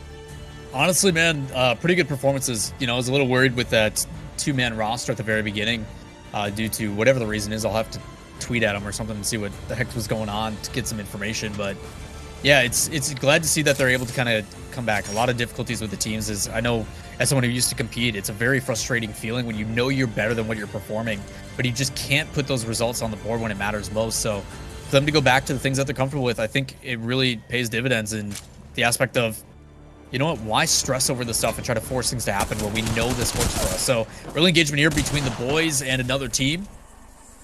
Good massive shots, but he's going to back off, see if he can get his teammate on the back end. Early massive should allow him to take some pretty good engagements, but caught in an awkward situation where that Wraith is going to back up completely. Just hold these angles. Up top going against New Brainers. New Brainers has been doing a really good job so far, kind of in that middle of the pack as they secure some kills here. So let's go this way. Really start another early engagement for some of these mid-tier teams, and quite honestly, the ones that come out on top give themselves a huge advantage with those extra kills. Get the opportunity now to look at the map overhead, and we can see where that Pathfinder beacon is lighting up. All the teams who aren't running a Pathfinder at the moment obviously will be thinking, you know, potentially it's going to end around the tree area, because there is a fair amount of that first circle over the top of the water just outside the coastline, which usually is a pretty good indication it's going to be pulling a little bit more south. But it looks like the tree area, maybe the train station just outside of Thermal, might be involved as well. So it's going to be one of those where you're kind of hedging your bets. You're trying to put yourself in a position maybe to either commit to one of them, or you're going to, as I say, hedge your bets in one of those choke points and be able to set yourself up for a rotation should it be one of those strange pulls that we've seen recently from one of those rings to either side. So teams at the moment just posturing, but one team that's involved in the battle as we see the silence go out. It's going to be this team over towards Dome, and they're trying to desperately rotate in here, and it's not too early in games that we see kind of engagements around this sort of area of the map. So it must have been, again, a congestion earlier. One team getting a knock and the other team just desperately trying to chase them down. But the EVA 8 shots are pretty decent here, and it's going to be big shots there to take down that player. And now I think it might be a 1v1 situation. No armor swaps to speak of, but he's going to be able to use that time to get one of his teammates back into the game. Still the aggression coming out, going to rotate wide, so trying to take a different angle of approach, but a lot of these players well aware of the different opportunities, already pinging them out, know where the recognition is. So one down, does have the tag picked up, so going to be able to revive. Another player down in that same spot, the one that those EVA shots absolutely melted. So going to fight to live another day. Benefit of that Wraith being able to portal in and get back out as we jump over to Flying Saucer. Pretty solid shots here from the R99. Switching over to the Wingman. Going to reload, see if he can get a couple shots too on the retreat. It's going up the redeploy, just not able to land anything. So they're going to get the one that they can, secure some points. But unfortunately not able to wipe a squad. Points on the board, like you mentioned here, for Flying Sorcerer. And that's going to be one of those things. It's always nice just to get under your belt early on into the game, even though you can't get that full squad wipe. Just knowing that you got that KP down, knowing that you've put another team at a major disadvantage, and maybe there might be the opportunity just to play around that banner and see if they try and come back and then pick up those kills. But unfortunately for Elite BR Esports, they're coming under all sorts of pressure here, and the Thermite's going to be doing big damage onto them. The Wingman shots are not going to be connecting as well, and it looks like at the moment the Elite just having a little bit of a panic here at the top of this building over in Skyhook, as we do see the Caustic ult being used and being forced to be used to force that team back, as we now see Rogue desperately trying to chase down this team, and it looked a little bit desperate. It actually looked very simple in the end, as Drop just decided to grapple in and just chase down that poor player who was desperately trying to get away. These are the adjustments that we may be seeing as well. We're talking about teams like Rogue, where great performance in game number 1, but game 2, they dropped down to 10th and need to make up some of those points. They want to make sure they put themselves in a very solid position, so a little bit more aggressive here possibly, or just making sure that they clean up their kills. You saw them chase down as another fight broke out. We already see Nathan from Energy having to be revived. So Rocker's going to make his way over to the redeploy and the respawn beacon here. Need to be careful though, and going to do just that. Not going to take any risk. Going to drop down the portal so they can get out as soon as it goes off. Looks like multiple teams are dropping over at Skyhook at the moment, and there seems to be a constant scraps going on.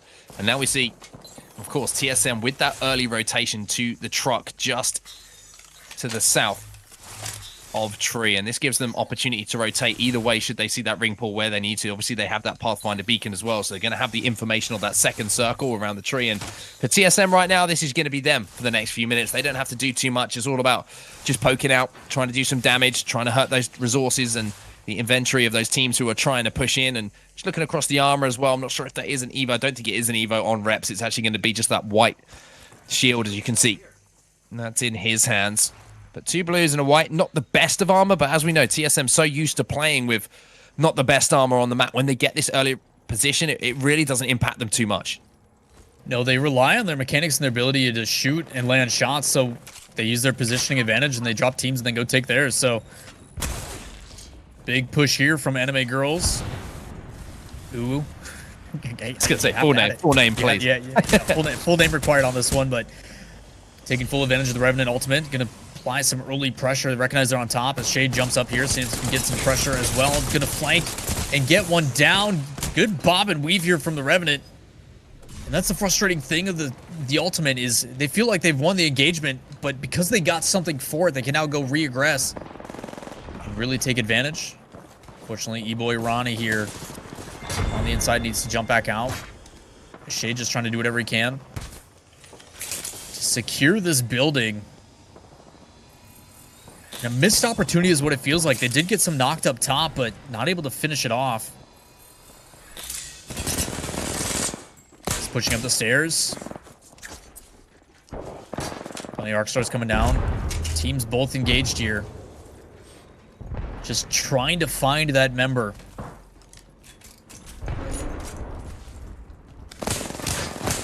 Shots coming up from the wingman, finding the Wraith. From Capital Esports here, and you can see the shot being not connecting in the way that he would have wanted to. A couple of arc stars are going to be coming in as well, and this Wraith really is being a nuisance. If I'm there, I'm just fully committing to this. Try and take down that Wraith as quickly as possible. Try and stop that nuisance from occurring. As we see the ultimate now go down, it looks like they're going to be happy to set up here for a long time, not just a good time.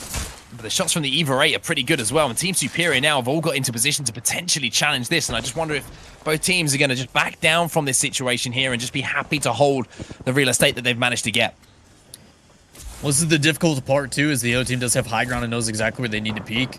I mean, there's no real point in challenging it if you're the team with high ground and better positioning, plus they've got the Watson set up, so again, interesting place on how they're going to do it, but it does look like Anime Girls Ooh is the one that is jumping outside and trying to cover different angles. As shots coming down here from Ronnie, able to crack shields, has the ability to re-engage here using that flatline.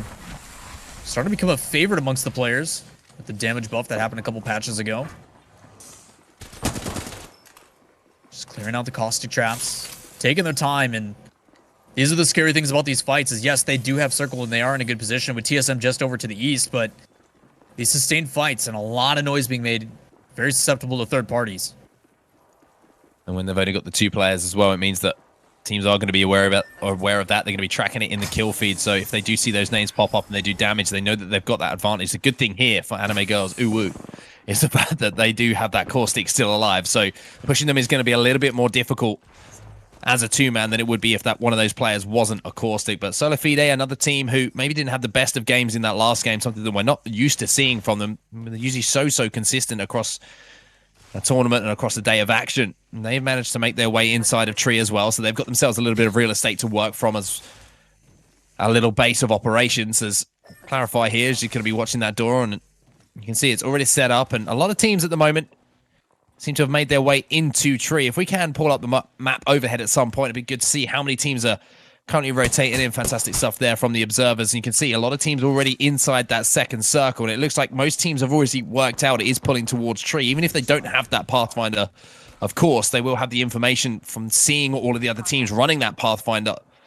and where they're set up around that tree, that beacon would have been hit and they would have that extra location. 25 seconds before this next circle push, and while we've got you guys here, before we make this big transition, I want to say thanks everybody for hopping in chat and joining us alongside myself, Lawler, and Onset as we call the action here today. Onset's been doing a whole lot of matches covering the earlier matches as well, and shoutouts to GLL and the observers bringing on and giving us all the action to call. So a lot of effort going in behind the scenes, and it's greatly appreciated for you guys all to come in and watch and hang out with us. So we get down to circle shift number 2. Going to be forcing a lot of these outer teams coming in as it starts to close. Got a minute to catch in, but this is kind of where Rogue really excels. The ability to get those kind of edge circles and catch these rotations. They've done it twice now.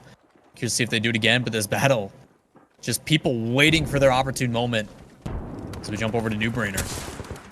I tell you what, if that isn't a caustic, that's the power of caustic. That's the fear that it puts in when you've got those barrels up and when you see that caustic peeking, you're not happy to push because you know quite easily that the damage that is done by not only the barrels but also that ultimate being in the back pocket is enough to make a 2v3 situation, one that can actually turn in your favor. But here is Rogue. You were mentioning them just a moment ago, and they're set up at the moment in these 2 buildings just to the south of Lava Fissure. And they're trying desperately to push onto this building and finish off these kills. But after that big damage was done, it looks like they haven't been able to capitalize on it. And now they're just setting up a portal to try and get out of that particular position. So looks like Rogue are going to be able to rotate out. However, look at the push now coming in from New Brainers. They're not happy for Rogue to just get away. And they're trying to chase them down here, which I kind of like, to be honest with you. The only problem is chasing down Rogue is a dangerous thing to do because we know how talented they are. They know how good they are in these bubble fights. Has dropped his constantly hitting 100s, but the problem is it's on the down player, and that's what happens when you try and chase Rogue. You get ended, but the problem for Rogue here is that third party is coming in just around the corner as well, and Rogue will be eliminated here as the 14th squad to fall out of the game, and NRG with a team just waiting in the wings to do that damage. For once, NRG going to be the team waiting rather than being the ones receiving the damage. It's happened to them twice now, but they're learning from the mistakes. And we talked about Game 2, Game 3 is when we're going to start to see these teams adapt. And then we switch it up again on a different map right after. So, again, these teams trying to make the adjustments appropriate to get themselves further on. NRG does just that, takes out a heavy competitor in Rogue. And they're going to drop down here at, I think, 15th spot. So, that is a massive hit to their standings. As Anime Girls are finally able to get some kills. It looks like they finally took that engagement. But it wasn't for nothing. Shots coming down. Massive trying to apply some damage here on the top end. Is Ronnie the only one still up for Anime Girls? I can't say it seriously.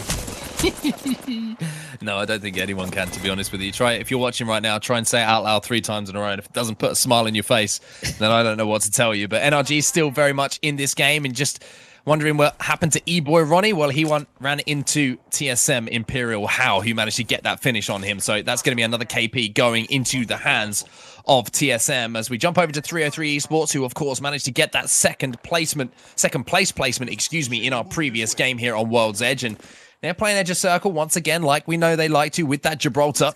The only problem for them is there's a couple of teams who are around them at the moment on high ground, so they're going to have to set up that portal and try and find another position inside of that next ring. As you can see, the Wraith is already doing so, but there is some clear ground in front of them, so they should be pretty comfortable moving in to that area. The danger for them is those teams who are rotating late from Sorting Factory, who are going to be above them and able to potentially rain down some shots should they come in.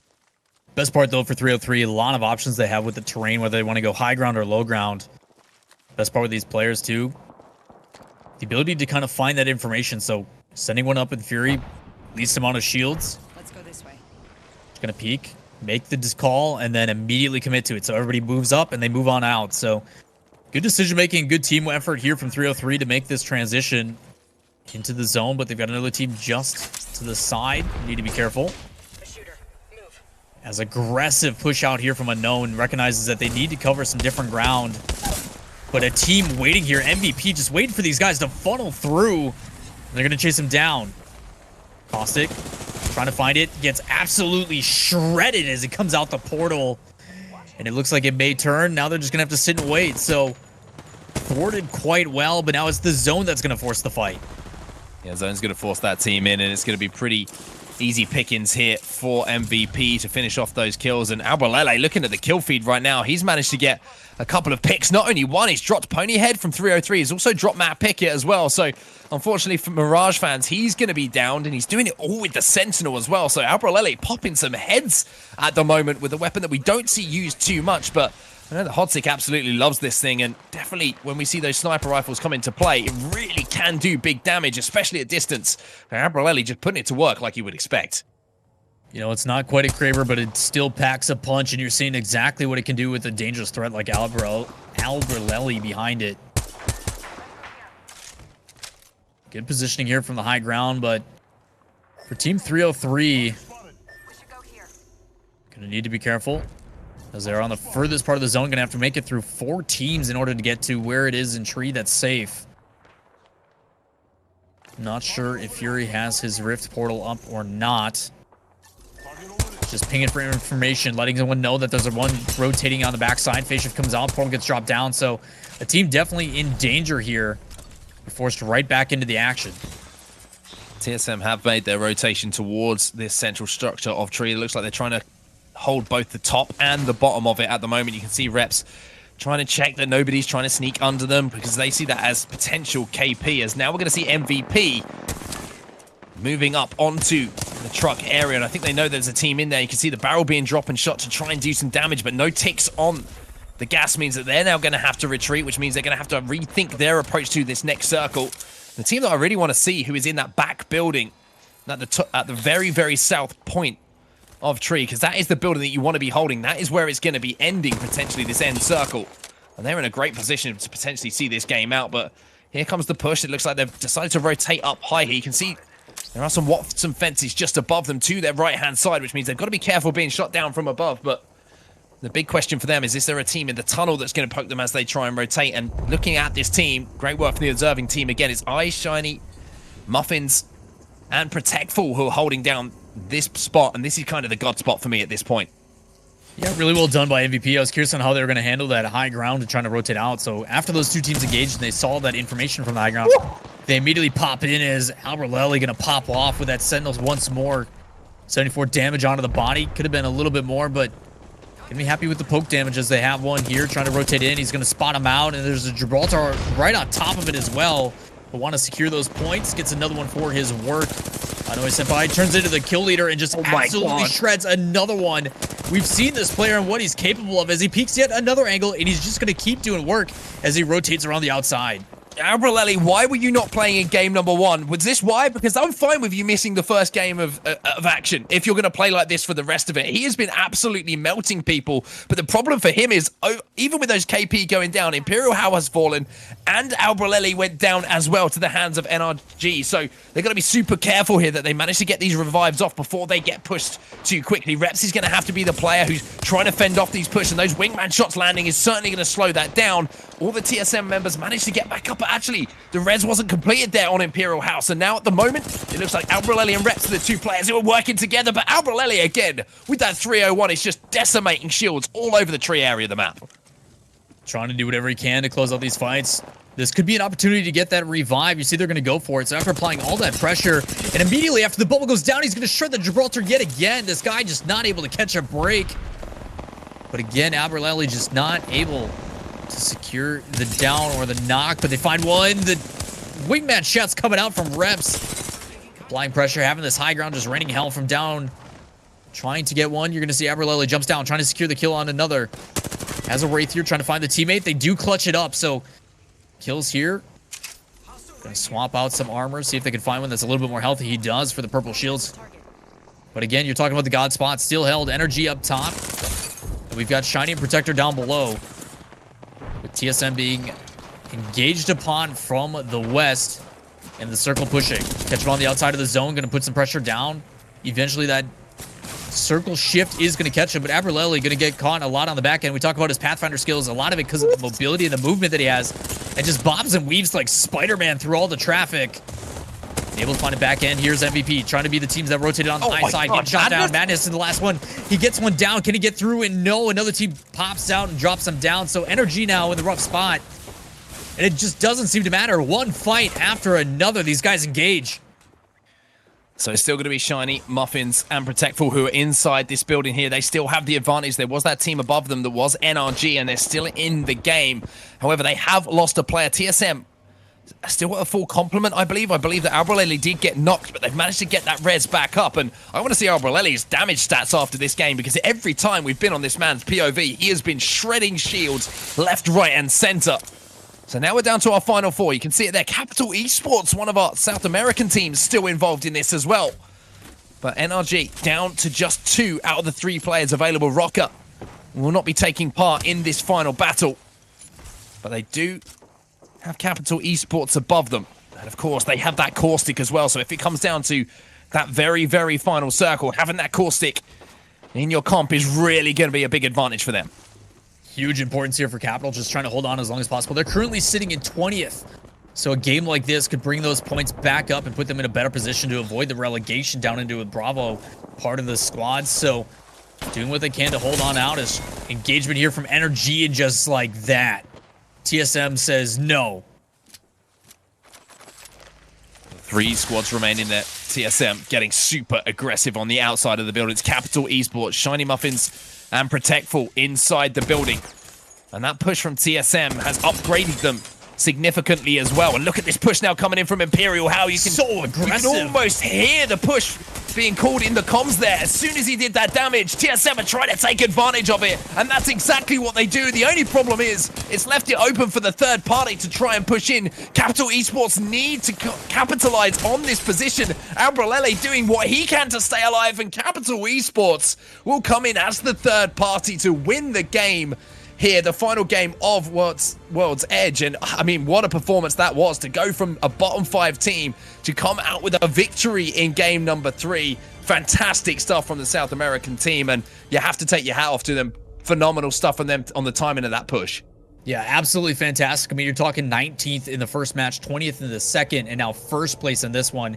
What a change of opinion on this one, and absolutely crucial for them. I mean, sometimes 1 or 2 wins with some good kills, and that's kind of be the thing that I'm focusing on, is how many kills were they able to get and secure, because those kill points add up very quickly. So 12 points guaranteed for them is going to jump them up quite a bit in the boards here, but some different transitions as well. Rogue getting knocked out very early as we take a look at the highlights. Same thing with Energy, able to finally swap roles a little bit and being the ones that are able to secure the kills on the back end rather than being the ones on the receiving end. So a lot of back and forth here, but one thing remains true: TSM towards the top.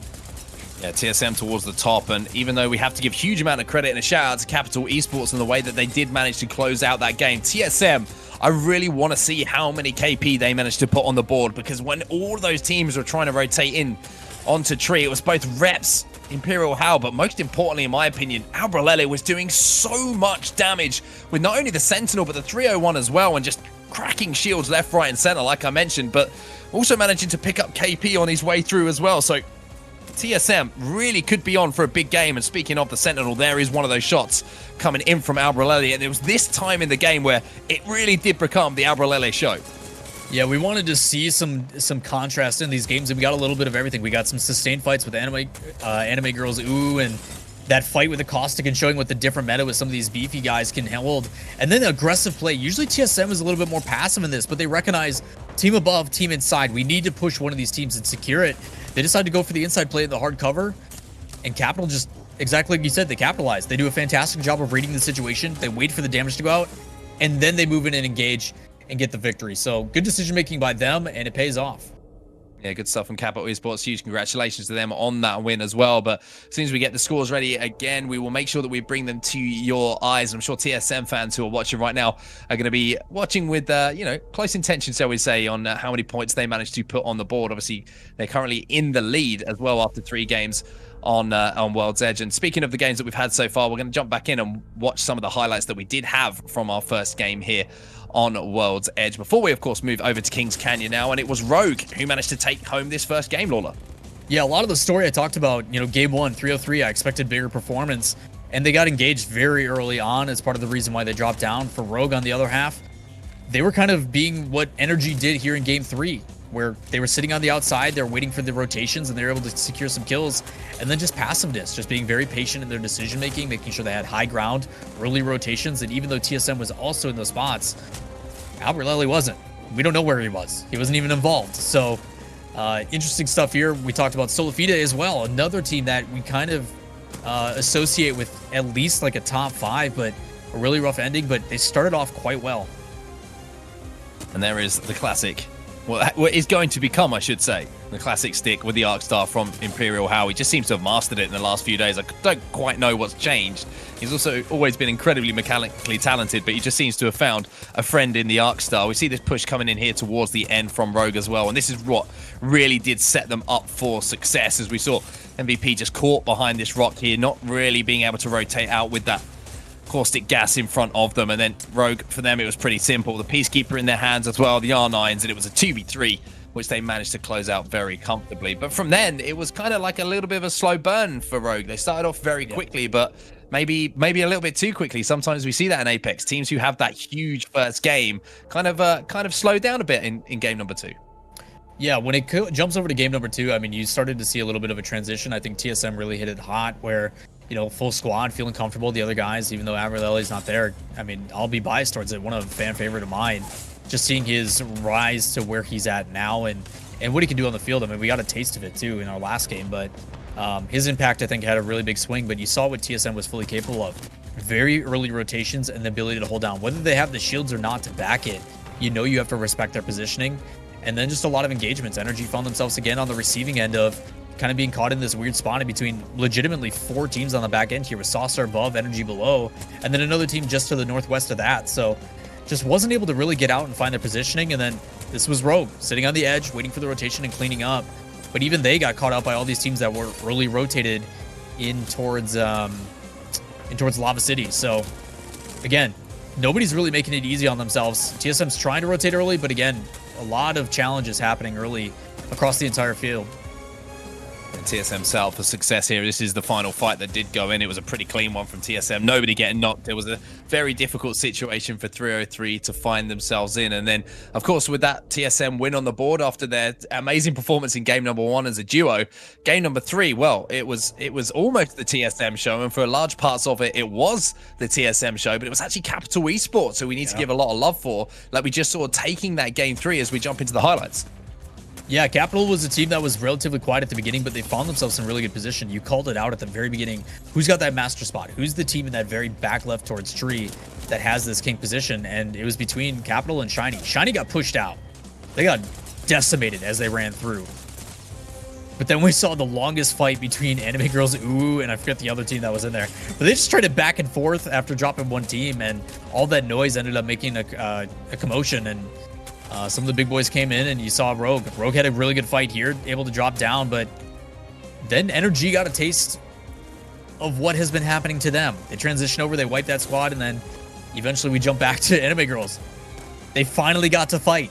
We finally got to see it come out. And then this was arguably the run that we've seen. Dumb. Just so from an individual.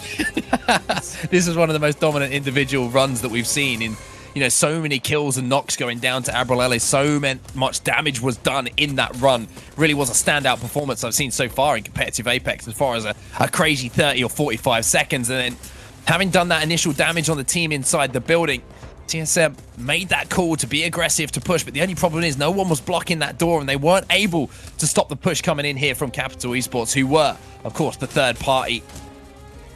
And then they were easily able to move in and get that cleanup onto TSM, who didn't manage to get the armor swaps off. But this is the scoreboard of match number 3, I should say. 20 kills for TSM. 18 points. They killed half the lobby. That's wild. You don't see that very often. Man, so a third of the lobby, by the way, math. But math's never been my strong point. but yeah, man, that's scary because it goes to show, like, even though they're still placing high, they're also being super aggressive. We're gonna take a look at the overall standings though as we jump into the leaderboard. You can see how much of effect that's had and the spread that's starting to come from it. Oh my! Double the points of the next team in Rogue. That is a big spread.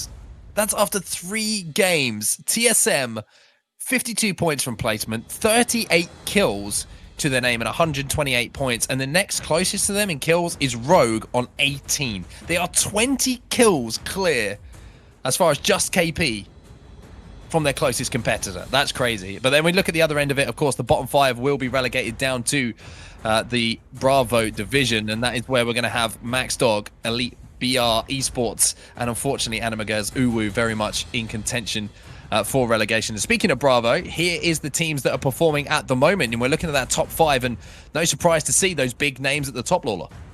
Yeah, Team Liquid was one that we had a lot of focus on, but Smile Yeet Squad again, another one that you mentioned at the beginning in the pre-lobby. So a lot of teams that, again, we kind of associate with what we expect to see kind of in the alpha side, but it's been pretty close. I mean, you look at that point spread. I mean, Aim Assist is a team that I would expected to see in alpha, but they're staying pretty competitive and pretty close with other ones, but even they are starting to see a bigger spread as well. So again, I think it's anybody's match. You can't count them out just yet because that is a lot closer than what TSM is putting on in alpha.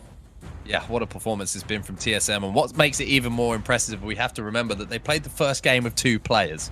So, I mean, I don't really know what to say about that. You know, the fact that they're performing at such a high level is incredible to see, and I'm sure that TSM fans who are tuning into the broadcast right now are absolutely loving what appears to be a real return to form for TSM after, you know, testing a few things in recent times and testing things in scrims with different compositions. I'm still very interested to know, though, now that we've finished here on World's Edge and we have 3 games left to go, which are all going to be played on Kings Canyon.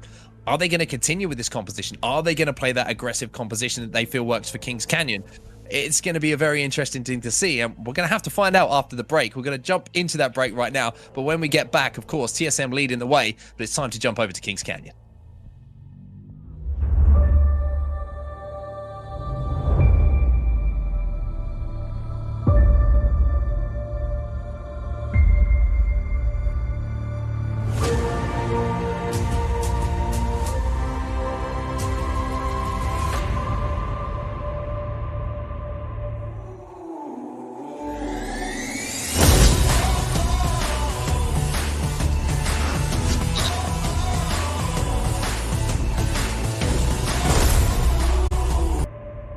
Welcome back, everybody, to the GLL Masters Summer Onset, and of course, Lola alongside me. And World's Edge is done and dusted for now. We've got 3 more games to bring you, though. We're moving over to Kings Canyon, but we have to say the story so far, Lola, has been that TSM owned World's Edge. Yeah, did a fantastic job of making an adjustment. The other story is we've been paying attention and trying to pay attention to these lower 5 teams as they could possibly get relegated. And the big one, Capital Esports, was in absolute last place in 20th. They just got a victory and bumped themselves up to the middle of the pack. So big deal for them and a lot of things to pay attention to as we've still got 3 games to go here on Kings Canyon. I'm excited to see what Kings Canyon has in store for us as well. We saw in the EMEA region a little bit earlier today that we had, you know, different play styles from teams almost immediately when we got onto Kings Canyon. It was a very slow first game, then the second game on Kings Canyon was a little bit quicker, and then the third game was complete carnage. But this is how the leaderboard looks after match number 3 here in the Alpha Division. TSM top of the pile, 128 points on the board in 3 games. Now, we must also just kind of indicate that you get double points here in the Alpha lobby, so you just keep that in mind. But an incredible amount of points to put on the board, and I think the kills column says everything you need to know. Yeah, they really wanted to send a message last game with 20 alone, just trying to end out on a very strong foot. And maybe that was part of the plan. We talked about how they had this really early engagement despite knowing that there was 2 other teams on that building. And they just said heck with it and gave it their all, and they got a couple kills for it, which quite honestly makes up the difference in points for placement. So, I mean, it makes sense. It might be a different approach, and as a lot of teams are starting to kind of now make those last-ditch efforts. I mean, trying to avoid those bottom 5 spots, you may see a little bit more aggressive play to get a couple kills. You never know how it plays out, and it could be the difference maker. On the other side, too, if we take a look for the leaderboards and how everything is going for the Bravo side, a little bit closer. Not as big of a spread, but that's kind of the exciting part, is those top 5 spots. Those are the ones that are going to promote through. It's anybody's game.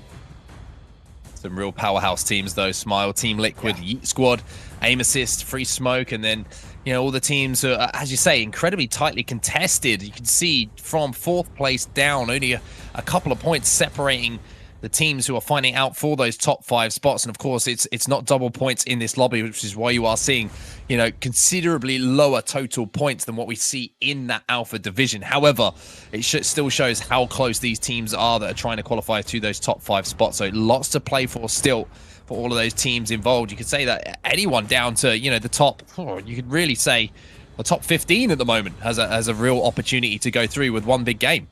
I mean, it's same thing with the guys at the bottom. I mean, going through is going to be a little bit more difficult, but to make sure that they kind of give themselves an opportunity week in and week out.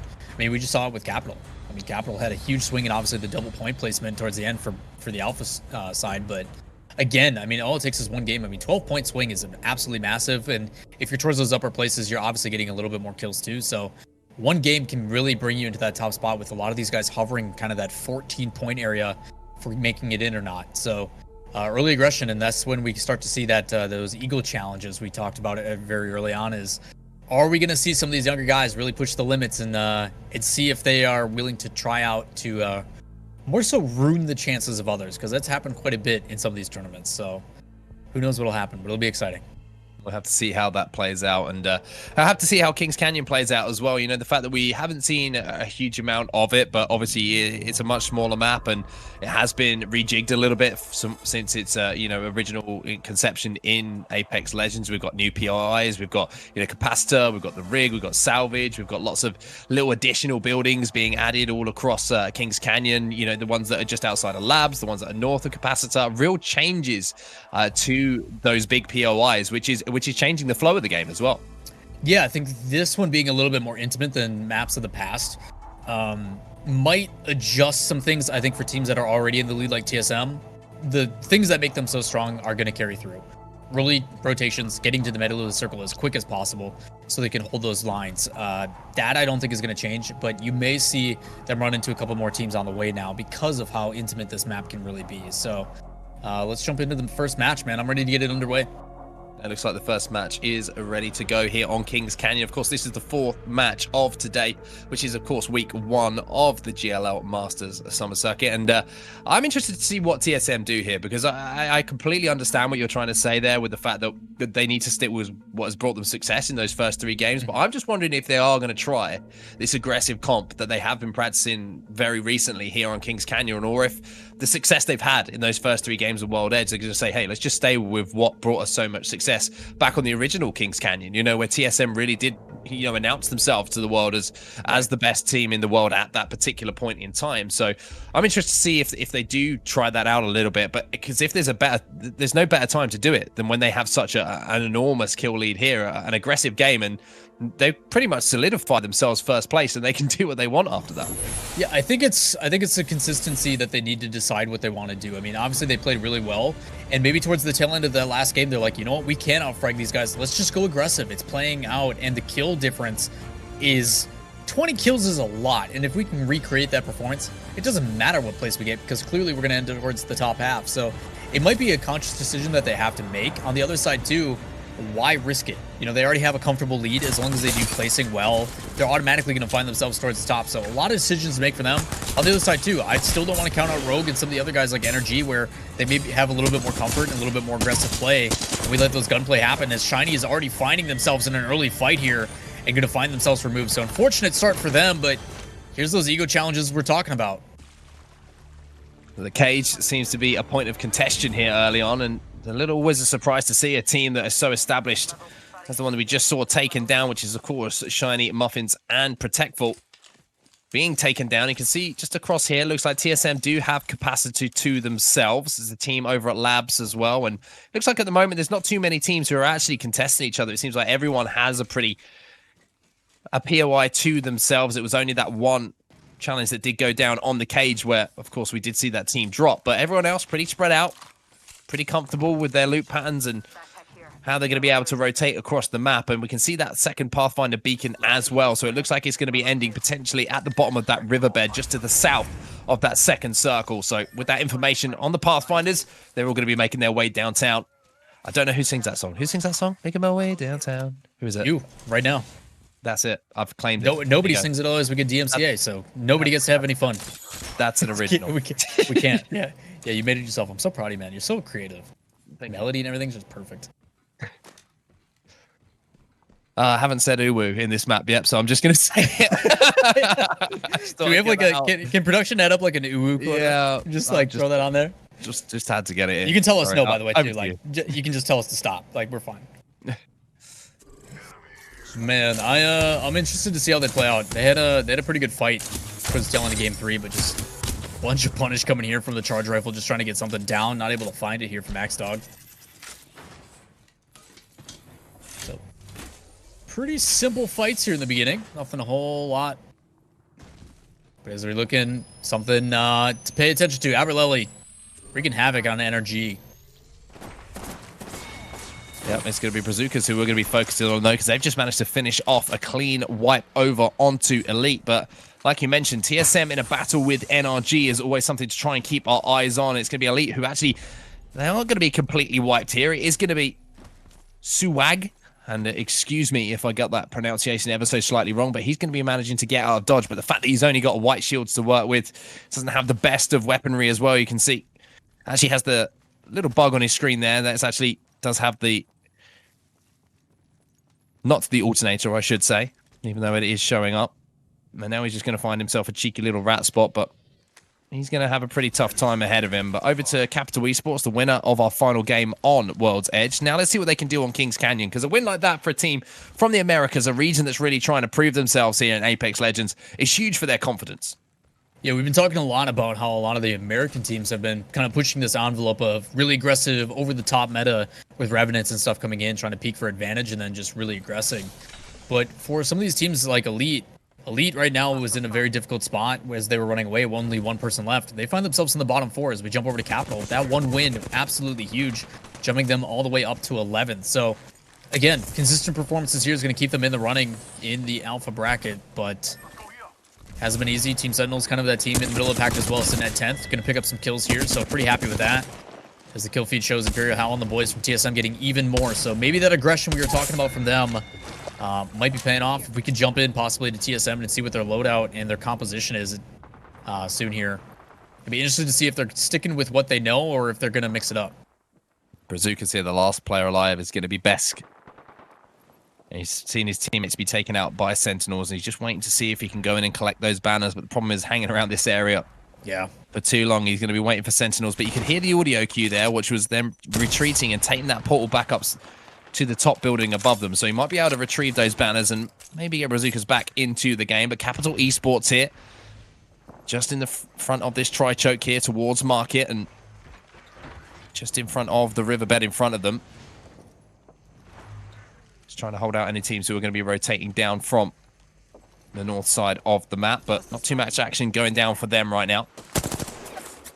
Pow Pow and the boys on MVP. Looks like they've got a little bit of action going on as well, and only that one squad 2 drop so far, so everyone else has rotated in towards that second circle pretty early. You can see it there. It looks like all these players have a pretty good indication of where this circle might be finishing. Yeah, a lot of people are going to be challenging over that same spot as Madness from the guys from MVP as well. Continuing their reign here just outside of Cage. A couple shots on, trying to find a different way out as Team Superior. Moving up underneath. Waiting for this portal to come down so they can rotate out. Escape to a different angle, so well placed here. But find themselves running into yet another squad. Deciding to go aggressive and absolutely shreds them with the R99. Great initiation here from Team Superior. Should be able to flip this on its head. Starting to get aggressive. Plays the top side. Can try to get into the building. Applies some hard cover. So, again, very decisive actions coming out from a lot of these teams.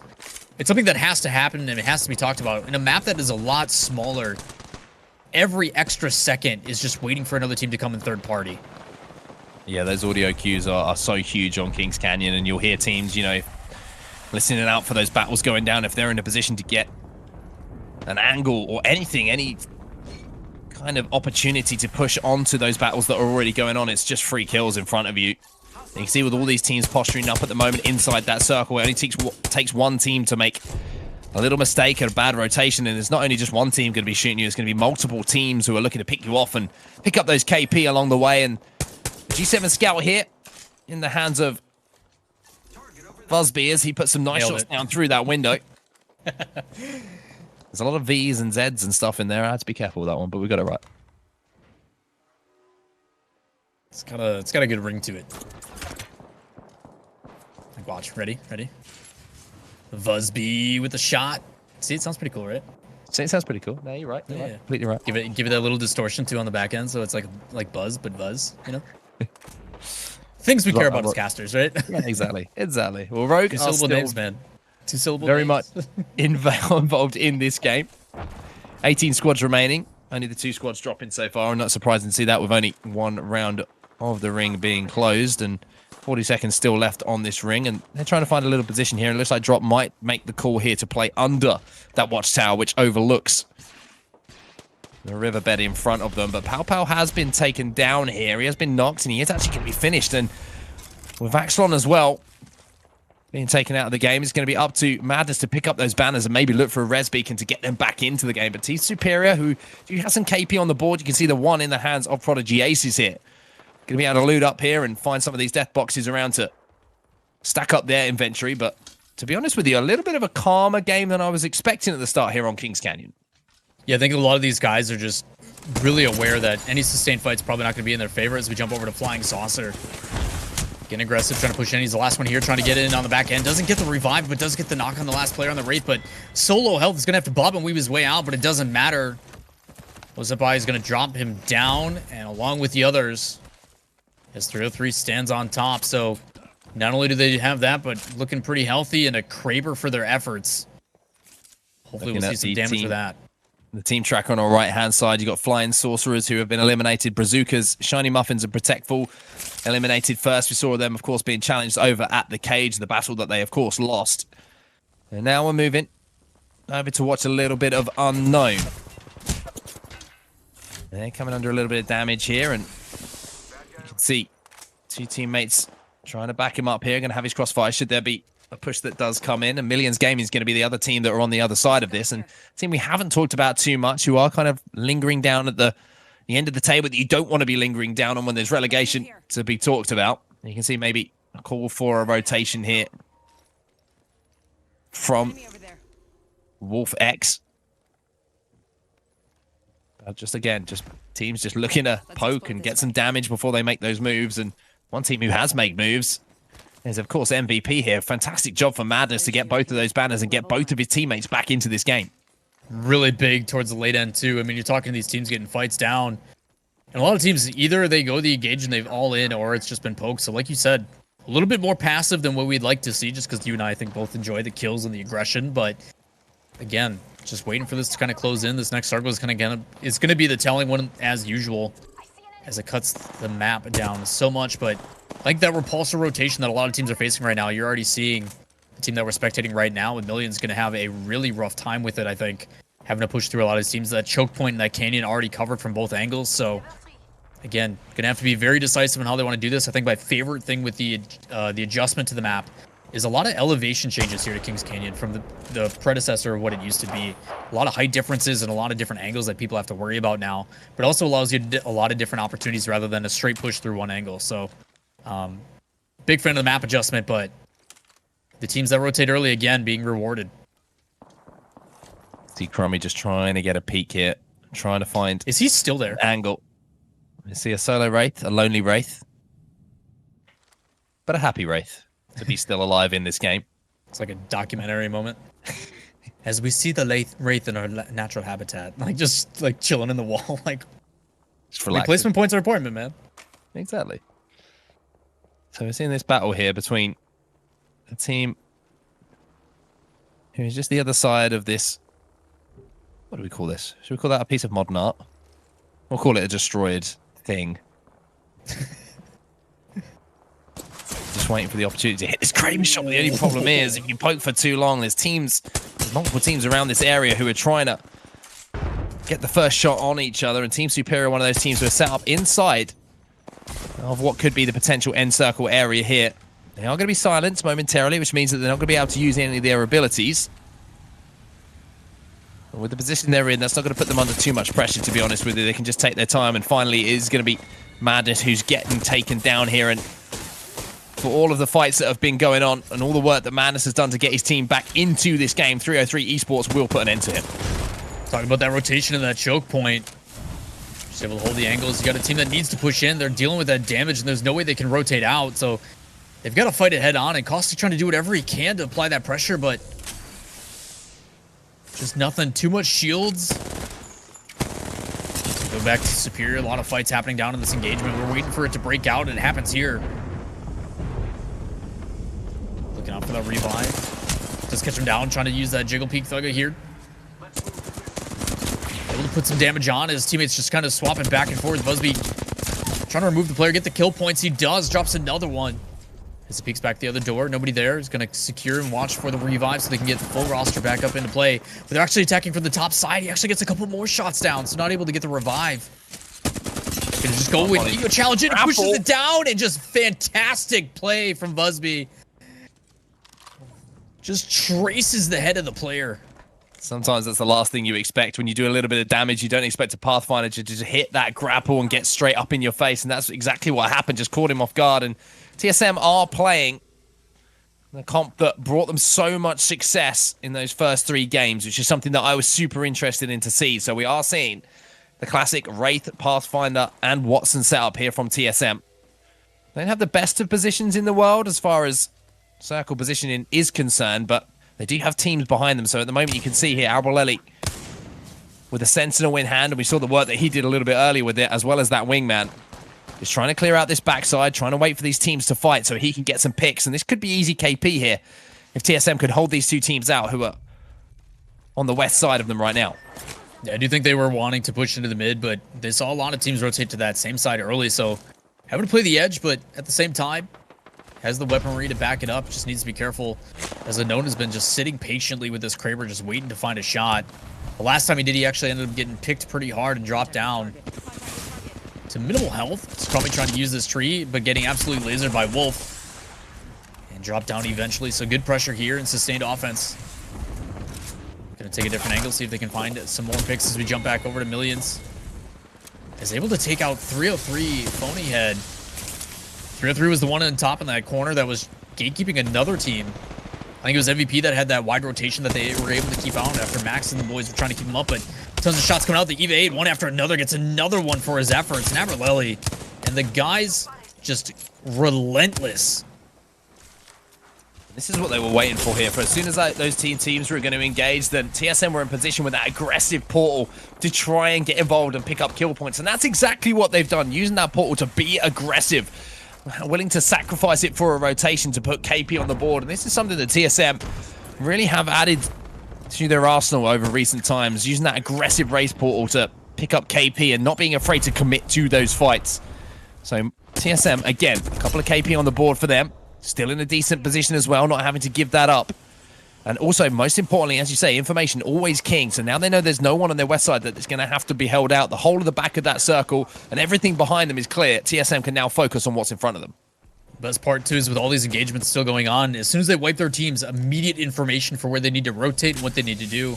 And it gives them that optimal positioning. So, again, going to heal up, use this audio information, and then make the decision whether they want to wrap low or high. It doesn't matter, but need to be careful as Energy is waiting in wing. NRG versus TSM. We've already seen this fight once where I believe it was Nathan who got knocked by Albrelelli early in the game, but Imperial revenge is sweet. Ran through them, too. Revenge is sweet if you can manage to pull it off. The problem is if you lose that battle twice, then it's not a good look for you. And early crack coming in there from Imperial. How is going to force NRG back into that choke once again, but Albrelelli's going to have to hit a battery. How's going to have to do so too. And now we're going to see the push coming in. NRG in a straight 3v3 here with TSM. You can see the Pathfinder going to be grappling away from that battle was going to be GLL, but here comes the poke there from Reps. The R9 shots are good. Absolutely rips Nathan down to the ground. The problem is his teammates are pretty low as well. They're going to have to commit to this fight big time at TSM. They do so. They get the win over NRG. That'll be 3 more KP on the board. And a win like that over a team like NRG, that's huge for your momentum moving towards the end game. Not only for momentum, but it's a starting down. It's the twice that they've taken this fight. The last time we saw it in game 3 where they pushed that last circle that Capital ended up taking. So again, just that split push and that coordination, something that we've been always seeing with TSM and what's made them so dominant. So we see Rogue not out of it yet, trying to get some kills of their own. So able to get TSM on the back end, that third party. Rogue being a little bit more patient, and it's paying off. They got punished for it by Energy in game 2. Over on World's End. As we look here, 4th match of the day on Kings Canyon. Still anybody's game despite TSM having a big lead. Essentials here on high ground trying to put some shots down with that wingman and got across. TSM have been squads remaining out of the game as we see that circle going to be closing as well. Solafide, one of those teams still involved.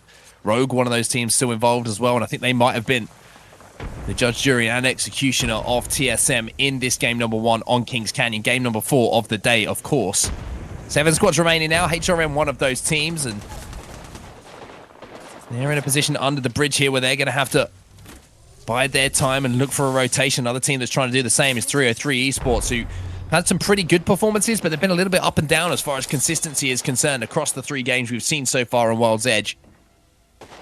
But now we're going to see the opportunity to level up that Evo before they push in for that rotation. Solafide here coming under a lot of pressure. And the Watson ult will be taken down and be destroyed, and that was why so much damage was being done there by that Thermite. They've lost a player as well alongside them. Now they're just going to have to take their time and posture up once again, get those heals off. They'll live to fight another day.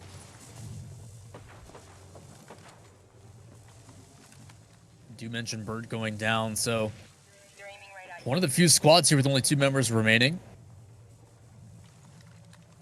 Kind of waiting for their chance. It's gonna be a tough rotation here. A lot of people with eyes on them. Does spot one out. The other team up top, I think it was Sendals that was over to their side. Rogue on the back end. Rogue, nobody near except for the top side, so need to be careful to their north. But other than that, a lot of these guys on the top north side. So here comes the circle. Who's going to be the first to initiate? Rogan's going to be slowly making their way down that hill now. Sentinels are going to be coming under all sorts of fire. They've had to commit that Gibraltar bubble as well, but managing to get the caustic barrels down is going to make their bubble almost impossible to push. We're seeing ticks all around the place from that caustic gas as well. The Peacekeeper in hand here for Crost as well. This is a real opportunity here for Sentinels to do some damage, but speaking of damage, the kill feed is lighting up in Rogue at the moment. Snipe Down got the initial entry kill onto this fight, and now Dropped is going to move in. They take claim of the high ground. They're going to be able to get the armor swaps as well, and now Rogue are in pole position here to hopefully win this game. Fantastic play from Rogue at the top, but it's 303 down at the bottom, still fighting out against Superior.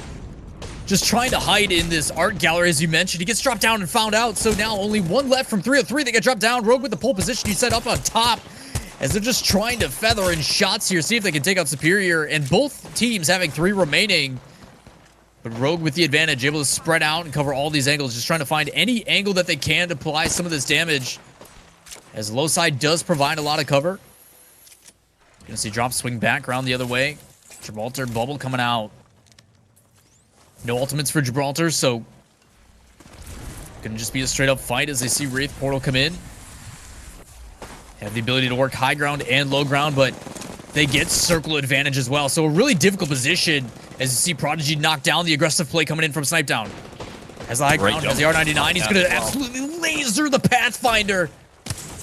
1 remaining, and it doesn't matter. Just overwhelming presence from Rogue. And they find themselves back on top here. Rogue take your game number 4 then of the day and week 1 of the action. And it was a fantastic opening pick from Snipe Down to create that 2v1 opportunity. As soon as he got that down as well, he realized that he had taken no damage doing so, so immediately pushed forward, a beautiful jump onto the top of that little rafter to get the shots onto the next one, and his teammates just had to help him out, clear up that final fight. So great job by Rogue to time that push, and the big push was the one before that where all those teams were posturing up and fighting against each other for that top spot, and Rogue coming out on top of that. And again, it was Snipedown who got that entry kill in that battle. He was the one to down someone first, which gave Rogue the advantage. So Snipedown really being, you know, the catalyst for them in those fights and being the aggressor, which is surprising to say considering that he sat on the Watson. Yeah, there was a lot of key moments in this one where there's a lot of early engagements with teams having to play passive. I was trying to remember who that Wraith team was that literally sat in the crack of the wall, but sometimes those things are make or break for keeping yourself out of those bottom fives. But again, TSM, we didn't see much till the tail end where they started to play a little bit more aggressive, and it was another fight between them and Energy that they came out on top. But Rogue's passive play ended up being rewarded, you know, waiting for these engagements to happen. As soon as they hear that action go in, they come and sweep up, they get their kills, and then they do it again towards the tail end. Snipe down again, Entry Fray comes in, gets those last two teams, and they continue their dominance. So, you know, after Rogue had a couple, I guess, down performances in 2 and 3, here in game number 4, that's a huge bounce back match, especially if they got all the kill points that we saw they did. That's very, very true. And TSM, they do have a pretty dominant lead as far as the table is concerned at the moment. They've picked up a fair amount of KP to go alongside it here, but this is the play from Snipedown, just getting nice and aggressive. Didn't have to hit those final shots himself because his teammates there were there to Badoofa. And to be honest, he hit enough shots in that final battle to take a little bit of a backseat with that final kill. So great stuff from Rogue. Again, they're going to be moving up the leaderboards again and really closing that gap on TSM potentially, although it is a very, very big gap. So we'll have to see how that plays out. But I mean, Snipedown, it's interesting that he is playing on the Watson at the moment. We know that, I know I've spoken to him a few times. He loves playing Wraith, of course, but it works in this comp where he can be an aggressor and come in and finish off those kills that are started by his teammates. We know how good his aim is. We know he's a controller player, and that, you know, he's one of those players who wins the majority of his 1v1 battles. And here he seems to be the player who's, as I say, he's that player who's getting into positions to get those first knocks all the time for Rogue. I think it's ironic, and this is nothing to get Sniped down. Very aggressive player, very talented player, one of the best to ever do it. But I love that he's playing Watson because he's like forced to stay with his team to set up like a barrier and like a perimeter, and then he can engage with the team. Like he can't just go off and do his thing. He's got to wait and be patient, and then they work as a unit as they push together. You saw it on the top ground. You know, they completely fortify and get that top ground and solidify where they want to be. And then as soon as those entry, you know, damages put in, they get a knock. I'm in. I'm good. No matter what happens, I've got 2 to back me up. We've got advantage. Let's push that advantage. Very decisive win, and you can imagine the comms for that receiving end of that team. He's on the left. He's on the right. What do? It doesn't matter. They get overwhelmed. So fantastic decision-making from everybody on Rogue on that end. Way to bounce back. So Rogue take your game number 4. 2 more games to bring you tonight in week 1 of the action here at the GLL Masters Summer. We're going to take another quick break before game number 5. We'll be back in just a moment.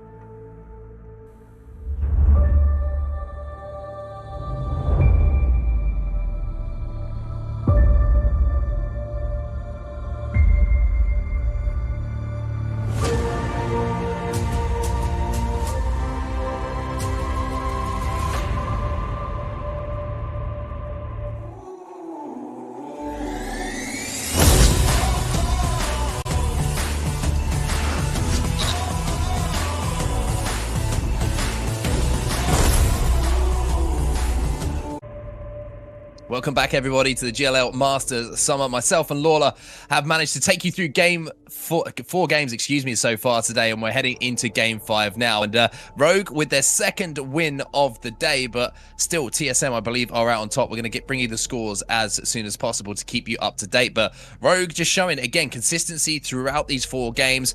Surprising to see them have a little bit of a rough one in game number 3, we have to say, but you know, it happens in BR sometimes. Something doesn't go your way, but pulling out 2 wins out of 4 games, they've got to be pretty impressed with what they've done so far. Yeah, really good bounce back game for them. I mean, they started off so dominant, and we're going to take a look at the scoreboard here just so you guys can see how the results have all played out. TSM had that massive lead, but Rogue able to get a big one here. 48 points, 12 kills. I mean, we talked about how Snipedown was getting those entry frags, man, but I know TSM had 20, but 12 still quite a bit. Yeah, 12 is an impressive game. Team Superior taking second place there, so a good performance from them. 303 once again up into that top 3. Sentinels breaking into the top 5 as well, and TSM in 6th place. Looking down at the bottom as well, we're going to see, unfortunately, some of those teams are a little bit of a surprise to see MVP down there in 17th place with some strong performances from them in recent online tournaments. But again, sometimes in Battle Royales, you do have that little rough game. It's about how you bounce back. But we're going to keep our eyes on that bottom 5 once again, because just to remind you, if you're joining us for just the first time now, we do have the Bravo lobby that's currently in play, and the top 5 teams from there will move into the Alpha Division at the replacement of those 5 teams at the bottom. This is the overall leaderboards, though, and Lola, no surprise here to see TSM at the top, but Rogue have certainly cut that gap down. Yeah, it used to be double, and now it's back within 30. So big play here from Rogue. We talked about having a bounce back game. They've just been kind of finding themselves in these weird scenarios where they're either caught rotating in or on the edge, kind of playing gatekeeper. And this time, a little bit more aggressive on their decisions. I think a lot of that just has to do with 2 big players in both TSM and Energy continuing to take each other out. Is providing some opportunities. I think 303 doing a fantastic job. A really rough start for them, but able to bounce back since game 2, and then consistent results are what are putting them in 3rd. But again, you're looking at those top 5 spots. Anybody's game. As for the bottom 5, same situation. People can really get one good match, just like we saw Capital do, and keep them out of that bottom 5. And that's kind of what these guys are all fighting for. Is just making sure that no matter what, you either make us laugh with Anime Girls Uwu, or you find yourself down in the bottom 5 and get demoted. So still a lot on the line. 2 matches left here. Well, speaking of the Bravo division, this is what it's looking like at the moment. Smile knocked off of that top spot by TLP, who had a big game by the looks of things. Team Liquid in 3rd place. Heat Squad and I'm not even going there. The Bandits. Big Bandits. Nearly got me.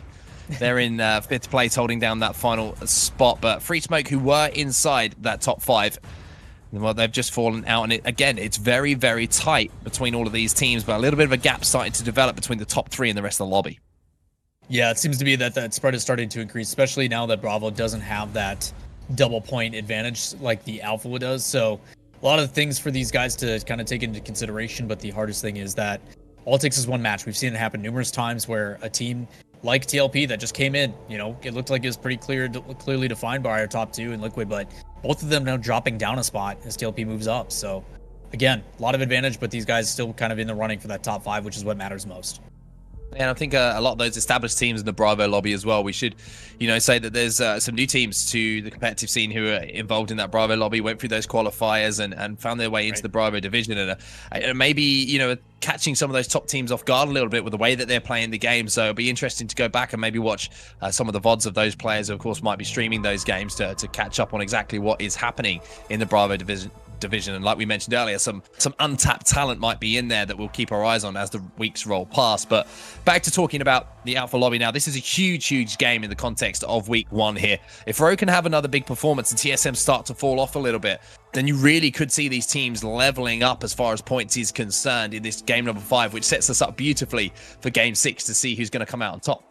Hey, that's what we want at the end of the day, is making it come down to the wire. So I think we're going to get something very similar to that. If I know anything about Apex, that never disappoints when it comes to these tournaments, these competitions. Plus, we got 5 whole weeks of it before we get to the grand finals. So, again, I think it's kind of ironic that you're starting to see a lot of these teams run into each other multiple times.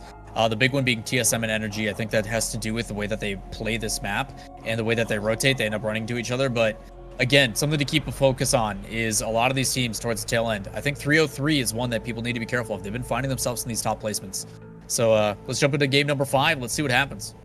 It looks like game number 5 is ready to go. We'll jump into it as soon as we possibly can. And as I say, the battle between Rogue and TSM is really starting to develop, not only here in week number 1 of the GLL Masters Summer, but of course, it's started to develop over recent times in online tournaments. And we love a little bit of a storyline, don't we? And we love to see these two top teams going up against each other. So let's hope that develops over the coming weeks, as we are going to jump into match 5, of course, on Kings Canyon here.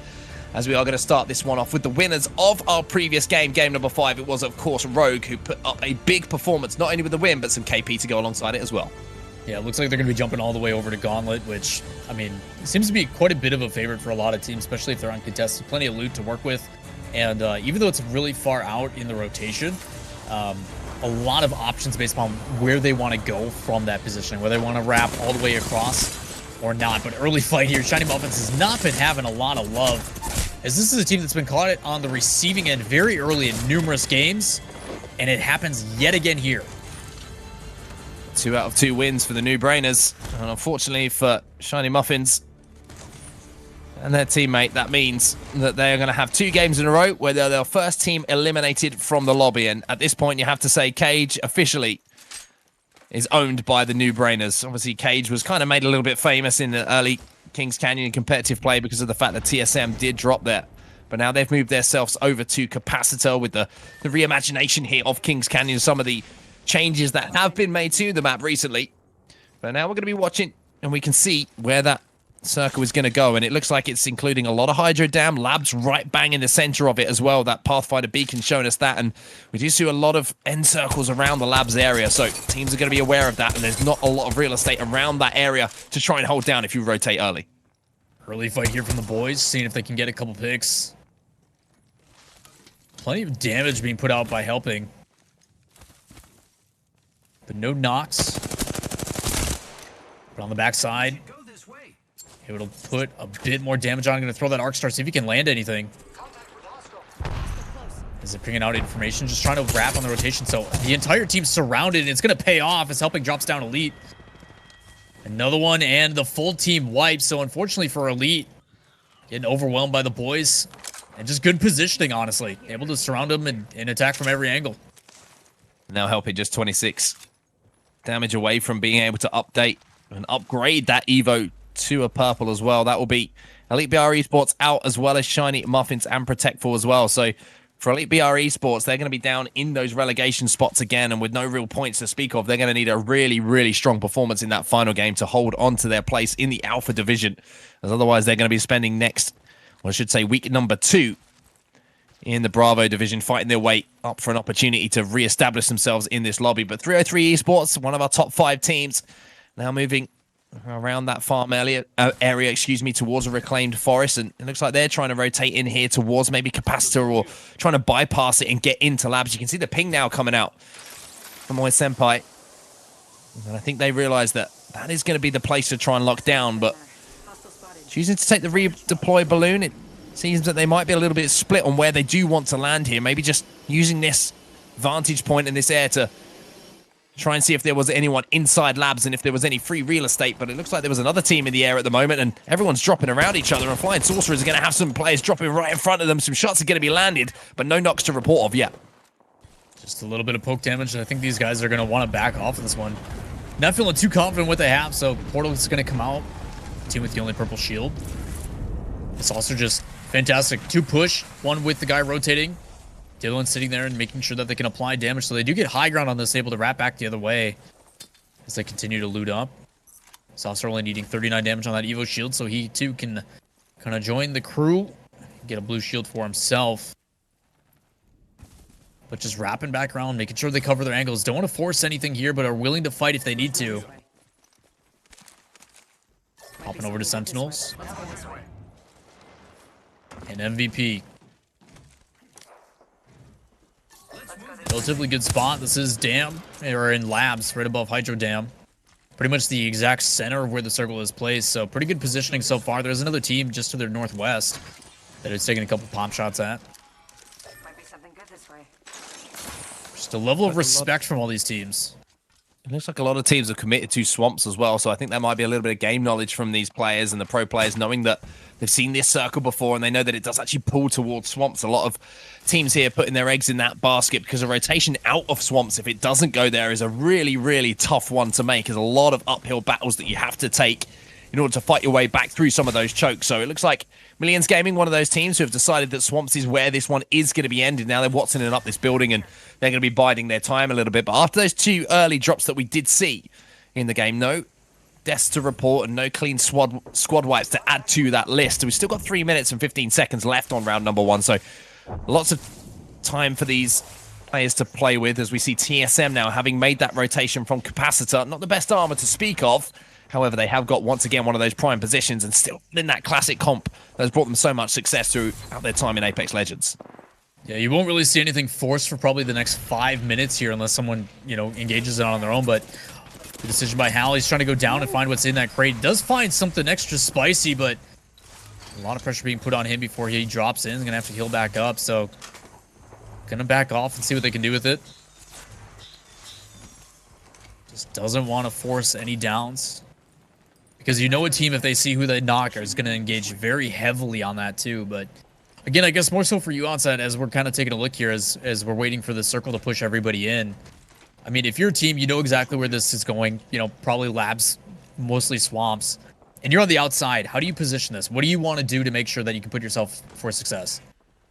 I mean, it's a classic thing that I have to quote Hodzik, right? What you're doing is you're playing the edge, you're looking for teams to engage in fights, and then it's the hermit crab, right? If someone leaves a position, you're going to try and take it, whether you're portaling in or whether you're just getting aggressive in a fight for a third party. You want to take that real estate that has been left open for that time. So if you can slowly move your way up and into those positions and wait for those moments to capitalize, then you put yourself in a position to success. But if you are playing edge, then usually as a team, you would have rehearsed that. You would have probably have a Gibby in your comp as well to have that dome to go down and give you that little bit of support and extra momentary cover while you are making those moves. But it's all about coordination, right? As it is in any push in Apex Legends. It's all about communication.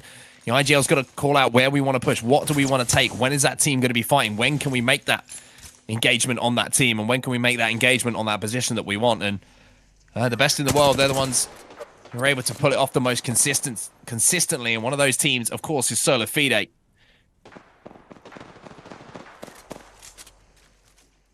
Currently, they do find themselves in 5th place, so looking pretty healthy here.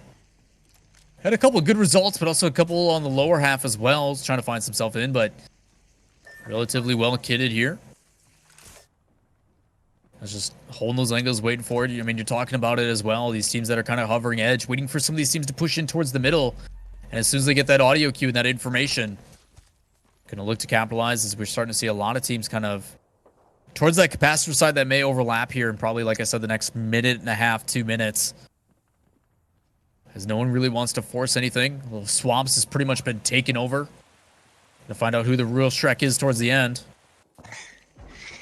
And who is, of course, going to be the donkey is the question. And if it's the teams who have rotated in early here and that circle pulls away in an unpredictable fashion, then it could be a lot of battles going down here on Swamps as teams try and rotate out as early as possible to get back into one of those chokes, but they're going to be taken as well. So this next sort of 9 seconds or so as this ring closes, they're going to be huge in this game as we do see the Pathfinder beacon. Teams are going to be pretty comfortable as that first ring does close, but it's the next one that's really is the big one.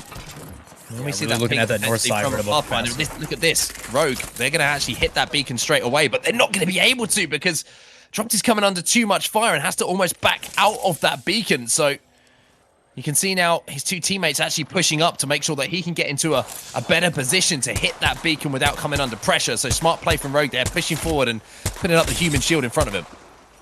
Smart plays actually on both sides, recognizing that what Pathfinder is trying to do, information is absolutely crucial. So to delay that at all just automatically gives that ability for that team that they were pushing up on to back off, retreat, get into better angle. They know that information of where Rogue is, so really well done from both sides, but Rogue trying to secure that advantage point. So again, going to get this information here in just a bit once Drop clears out and gets that passive in.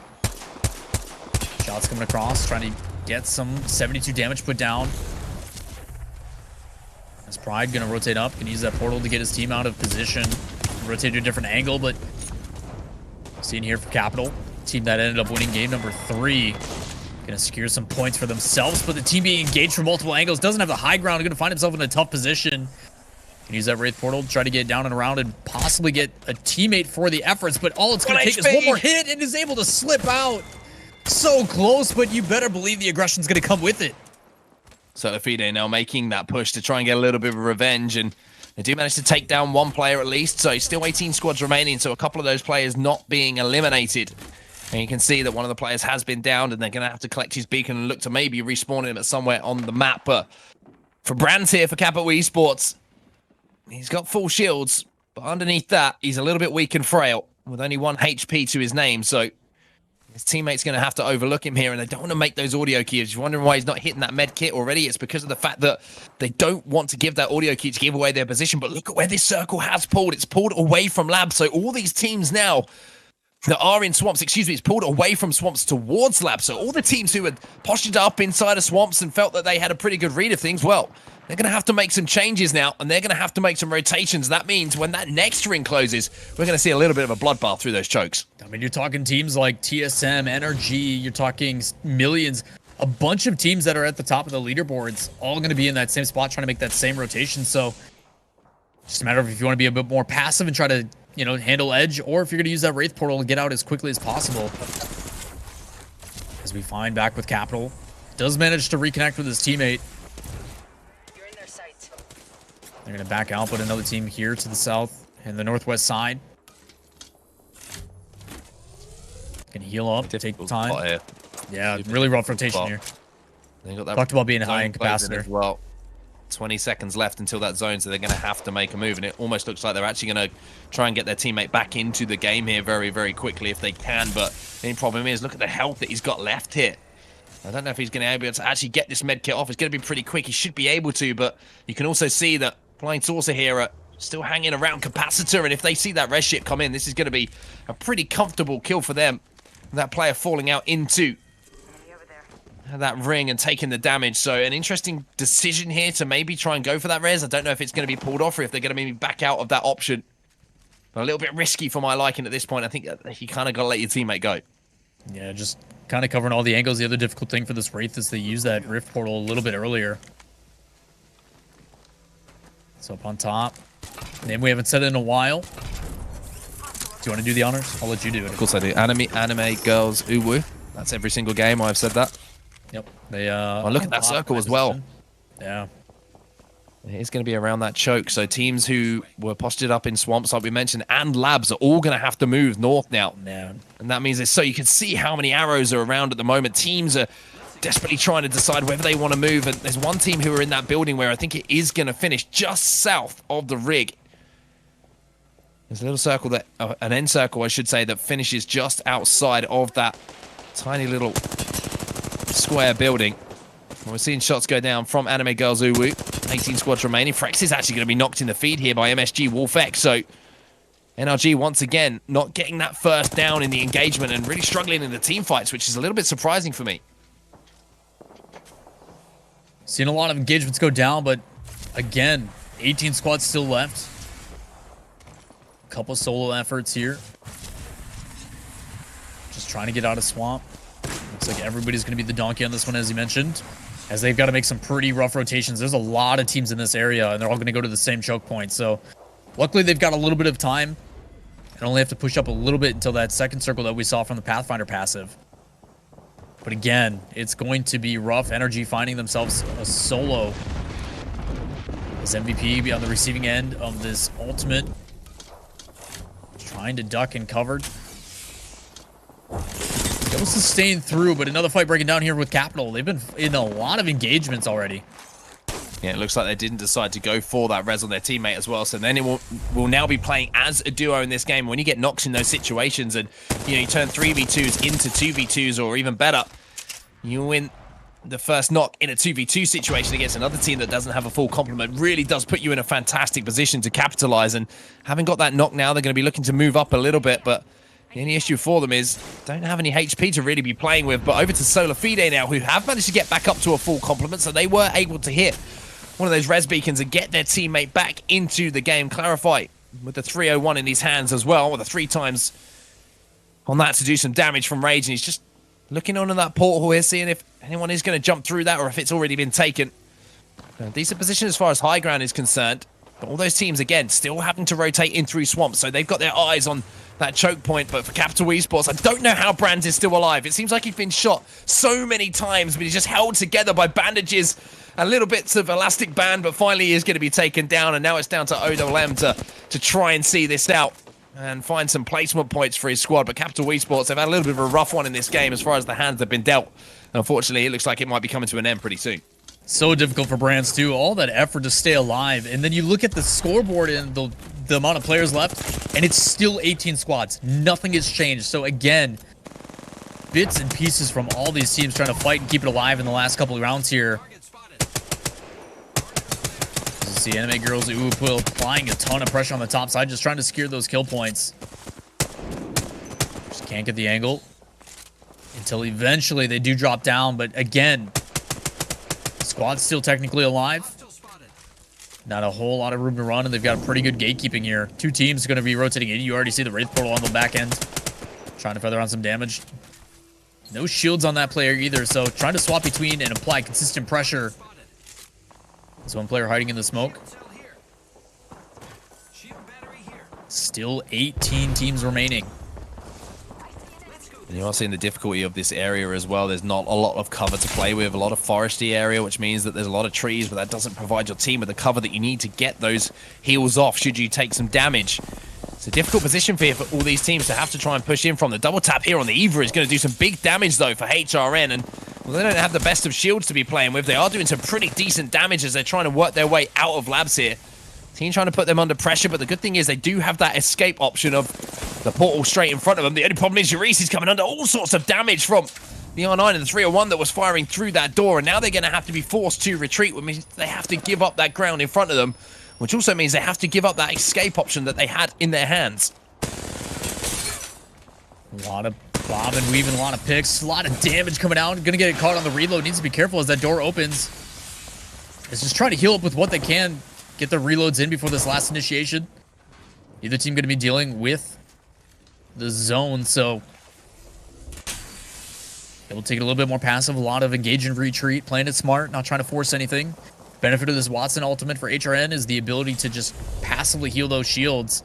It's actually what's been allowing them to stay in this fight for so long, as well as the shots from I don't even know how to say that, Hill CST. I think that's what that reads.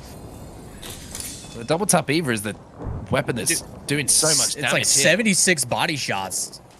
It's just being used for poke damage, just poking around that corner, and the bap is just doing a lot of damage every single time and just forcing the team to back down. And, you know, the double tap isn't something we see a lot of the time, as we see on the right-hand side of your screen here. Once again, just doing so much damage. Hill's going to be coming under a lot of pressure himself. Can't get into the void quick enough to avoid that damage, and now we're seeing the push being fully committed here by Flying Saucer. They're flying and living up to their namesake around this corner. Team's gonna hit some big damage, and they finally will win that battle. But look at the kill feed now. We've gone down from 18 squads to just 10 in the last few moments. So much action kicking off outside of labs here, and here's TSM involved in it as well. Number one leader, you see all the fights going down, just trying to be out of this engagement. Just so many Watsons. So many fields just trying to hold something off. Passive gain. The spare shield. You can see what they're doing. They're actually taking those and not using any shields. They're trying to heal them up so they have a backup in case an engagement happens. They have something to go to. So utilizing their time they have, even though they're in a really rough position. But so far, nobody in the circle. Everybody going to have to push in. But I mean, you look at that south and that west side. So many teams that are going to be overlapping. I don't know who's in that team on the right, on the eastern side of the circle, but whether people decide to wrap wide or not, going to be really rough. Solifide, again, you talked about how they were able to get their full squad in, looking relatively healthy now as they've fought a couple engagements. Just seeing if they can use this high ground still to apply some pressure, and then if they need to wrap down, they can with the portal. As the circle starts to close in, here comes the action. You can see the ping. Looks like they're going to be aiming on any teams that go out of that choke, and this portal's been set up to give them a wide angle. They're going to have to work their way in, and they're going to have to jump over and put themselves out into the open, which is going to expose them to a lot of teams' fire, and TSM is one team that is coming under fire, and Imperial How is going to be taken down. The Gibraltar bombardment is coming in. It all falls onto the hands of GLL here. He tries to get the zip line out to try and escape from it, but they won't be able to do so, and it's Sentinels who managed to wipe TSM off of the server here. So now we're going to jump back over to Solifide, and all of these teams who have been fighting on the east side of the map and had to wrap through labs towards this choke point are now just falling into the crosshairs of Solifide. A single tap on the R301 as well is going to be able to make that nice and accurate from range, and Solifide here are just going to be able to farm damage as these teams are rotating in. Fortunately for them, they do find a team all the way up above them. So I'm going to watch a different angle now as well. Luckily, they do have that Watson up. That Watson ultimate. Going to be able to get those passives back. Or passively gain their shields. It looks like Superior here doing pretty well. Deciding to stay on the outside edge. This team that they were engaging on. So they do have the high ground. Do recognize that Gibraltar bubble up top. So what looked like they wanted to be aggressive immediately recognizes to back off as he wanted to throw that flame grenade. The team's just kind of waiting it out. No need to force it at this point. Gonna let the circle do it for him. So in this next 20 seconds, any poke damage greatly appreciated, as you can see here on Joey. Gonna pop the last heal he has, as he's getting absolutely melted from up high. We see 303 Esports. They're inside this next circle as well, and they've got a pretty interesting position to try and hold down. The question is that team going to be forced down off of that height by the teams who are trying to rotate in? And can 303 be the team to kind of initiate that by shooting them in the back? You can see the split here of the teams that we have involved. You've got Team Superior, you've got Solar Fide.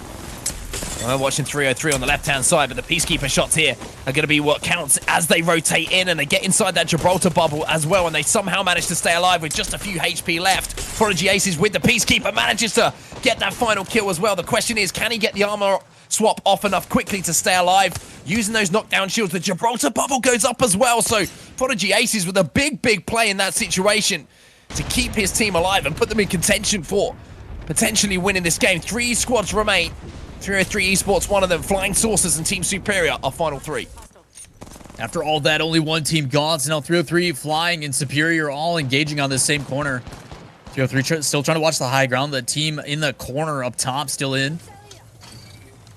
Just right on the edge. You can see it on the bottom right of your screen right now. Just healing up, getting ready for this last fight as the circle is going to force them all in.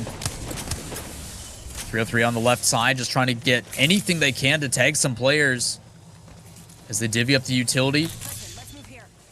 Gonna move up close. They've got a team over to the corner on their left. Just trying to see who the last one's gonna be. High ground beneficial, but not sure if they have a zip line that they can go back and forth on to keep. The Wraith is out as well. So it's gonna be 2 versus 3, or 2 versus 2 versus 3. Excuse me. 303 on the bottom left, just waiting. I'll keep an eye on that bottom right at the moment, because I wonder if they're going to take a little tick of storm damage just before they make their move off of that high ground, so they can pop a med and force those two teams down on the low fight to fight. But I tell you what, they don't need to be forced, because it's actually 303 who have recognized that that's a 2v3 situation. They're committing to it, and they are pushing as quickly as possible. You heard the shield crack, but they haven't been able to commit on the kill, but a big massive shot is going to force Fury back into the void to get back into this position. But I like 303 trying to be aggressive, trying to put the pressure on that team moving around that corner. And that's all it takes for the team on the top. Just able to apply a little bit of pressure. You see them peeking over the edge. They see a couple teams knocked. So at this point, it looks like they are going to be a little bit more passive until they jump down. But the ball comes out. The shots go down. You're seeing Flying Saucer trying to flank it in. Can they get the picks on the back end side? No, it's not going to matter. 303, who's on the outside, able to hold on and get the victory here in game number 5. Yeah, 303 just waiting and biding their time so well there, just burning the resources initially by putting those shots down and retreating, and then we saw them just waiting for those two teams to engage. The zone did a lot of damage for them, but winning that bubble fight, having that Gibraltar, and being able to have that base to work with, the secret to their success in that end circle. So congratulations to 303 Esports. They really have stepped up a lot today in some of these games that we have seen. And for the likes of Rogue and the likes of TSM, not the biggest of games that we've seen from them so far today. And of course, they were our top 2 teams. So 303 really coming out strong today. I've been really impressed with what I've seen with their consistency. Hey man, I talked about it at the very beginning, and they're making me look really good at these predictions about, like, hey man, I expected more out of you guys in game 1, game 2, and now up to this, they get another victory. Yeah, consistency is absolutely key. They started a little bit slow, but ever since, they've been towards the top. So congrats to them. As we take a look at the highlights here, it started off really aggressive with the boys. They end up finding Elite and just absolutely suffocating them. And then I guess all of the mid game was Capital just taking fights one after another. At some point, they just found themselves in another engagement. Yeah, Capital just had the rough end of the stick for a lot of this game, you have to say. They did manage to get some KP on the board, which is going to be huge for them moving forward towards that final game, as far as, you know, staying in this alpha lobby and really making a name for themselves as one of those teams from South America. But you have to say it was just a situation where they always seem to be on the back foot somehow in a situation and desperately trying to survive. But Solar Fide were one of those teams who made it into the late game, but this is the last fight that went down. The Peacekeeper not being able to connect with as many shots as Bubsy needed it to there, but Prodigy Aces had one of his own, and he managed to hold that team off. But this was the final battle, as we see. Damage done by the team up top, Flying Saucers. They had to drop down. The only problem was the zone was closing behind them. The little stunt as they hit the ground, allowed 303 to move in. A simple finish for them, and 303 Esports picking up the win and looking pretty solid as well. I think it's certainly a team to keep an eye on as we roll through the weeks. But again, one thing I want to talk about a little bit is I'm still surprised we're not seeing some of these aggressive comps that we did in a lot of the scrims building up to this event, and I kind of want to see the Revenant come out. I'm not gonna say just blame Rogue at this point, man. TSM, I want to see that Revenant come out. I want to see that Crypto come out, and I want to see you try in this last game. But as I say, secret to success has been their consistency so far, and going back to that old comp has served them so well. Yeah, it's a little bit difficult to kind of go away from stuff, especially now where they've put themselves in the position. But again, I was actually surprised. 303, down on the bottom end, they played really aggressive in that last fight, forced out a bunch of cooldowns, got the bubble down, and a bunch of shields cracked on that back end of, I think it was Superior on the other corner. And the team up top didn't do anything about it. It's 2v3 in that situation. You've already got engagement going down.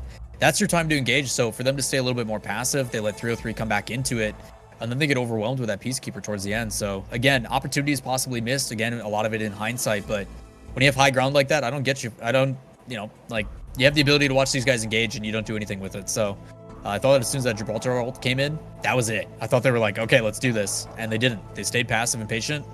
Top two's top two, so you take it.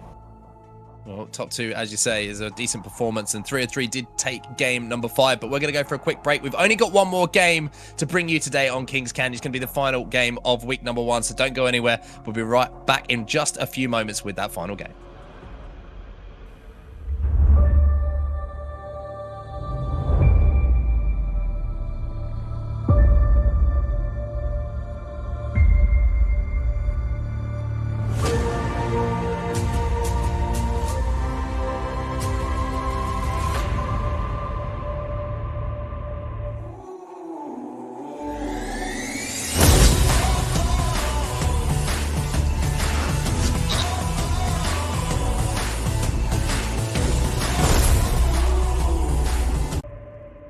Welcome back, ladies and gents, to the GLL Masters Summer, and it is time for our final game of the day for the Americas region. It's been a lot of fun so far. We've seen Kings Canyon being reintroduced to the competitive circuit, and the man alongside me has done a great job of calling the action. So one more game to go, unfortunately, sadly, for us. We're going to give it our all, and hopefully everyone at home is going to enjoy it. But the two teams to talk about at the top of the leaderboard are Rogue and TSM. We're going to take a look at those scoreboards in just a second, but they've been super impressive. But I just want to hit on the fact that 303 really have been a roster that's impressed me today. I think they've had a good combination of consistency and kill points along the way. And speaking of which, we can take a look at what their position is right now, because the scoreboard is ready for us to bring to you at home. So let's check that out and see what the lay of the land is going into our final game of week number 1. You can see the results there from match number 5. 303 Esports at the top of the table, 7 kills to go along with their first place finish placement points. Yeah, big placement points, obviously double points here in the alpha lobby. So really big there. I think the big step up here was from Superior, though. I mean, they've been having some couple good rounds in the past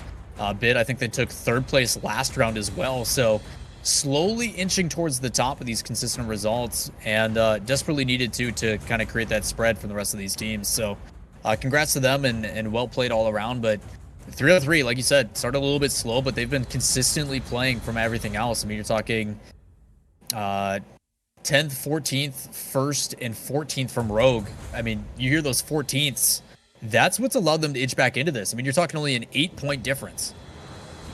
Looking at the total leaderboards after match number 5, then for the Alpha Division, TSM still on top with 156 total points. Rogue fallen behind a little bit after their strong performance in game number 4 on 118 points. But let's take a look at the other end of the table, because of course the bottom 5 will be relegated into the Bravo Division. Anna Miguel's Uwu, they're currently holding on and desperately trying to stay involved in the Alpha lobby. Elite BR Esports behind them. Mad Dogs, 18 points for them. Bazookas, but unfortunately I think for the boys it's going to have to be the best game that they've had all day if they want to make it through to next week's Alpha Division. So let's check out the Bravo Division now and see those teams who are battling out to get into the Alpha Division for next week. Team Liquid, a big performance for them, top of the table, and right in behind them is Team Smile.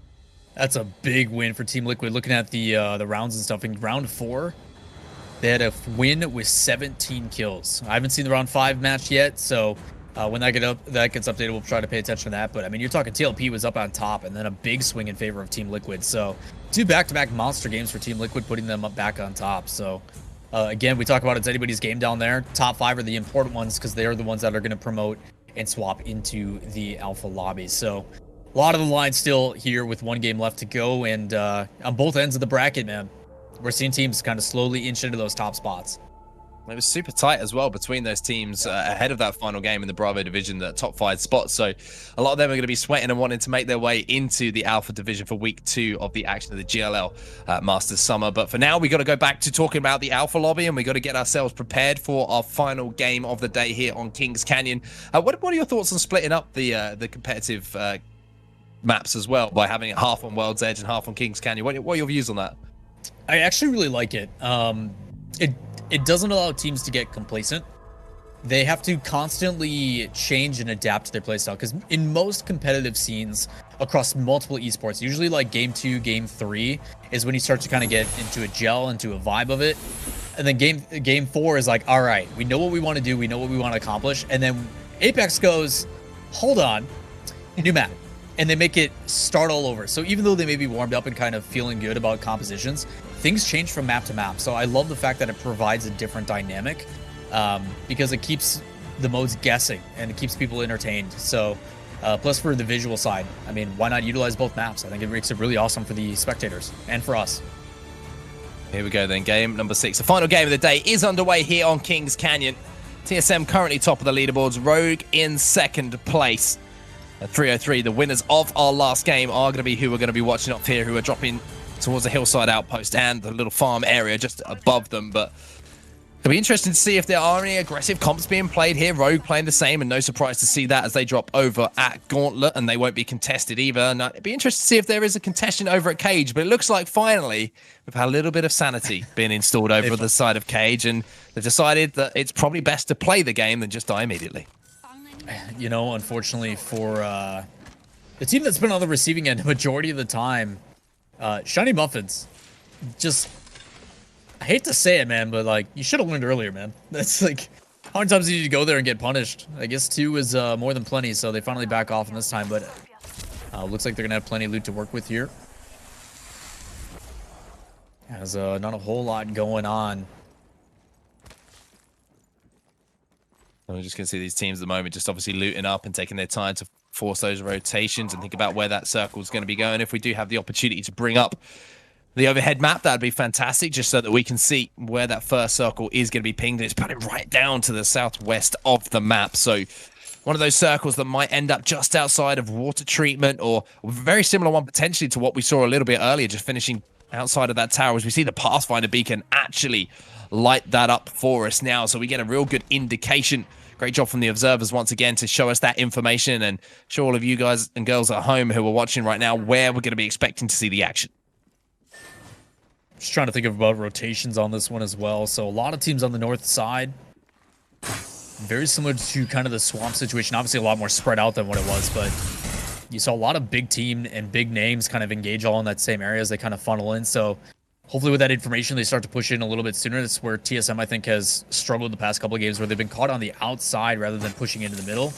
Team that's kind of been competitive throughout this whole thing. We see them mentioned plenty of times as no-brainers, or new-brainers, but big engagement here. Just waiting on the stairs and completely overwhelmed. You see the damage from the EVA 8, and that is it. Oh, good night. So Shiny, Muffins, and Protect will finally introduce themselves to Kings Canyon, and they do it in a way that is certainly going to be a way that we remember. They're just absolutely decimating the team who are at the top of the tower there and making their way down from Cage. So, I mean, as you say, probably a better decision to leave Cage, but a little bit. Be interesting to see if that was actually the team that landed Cage as well, that they got their revenge on. Probably the most one-sided game of peekaboo I've ever seen.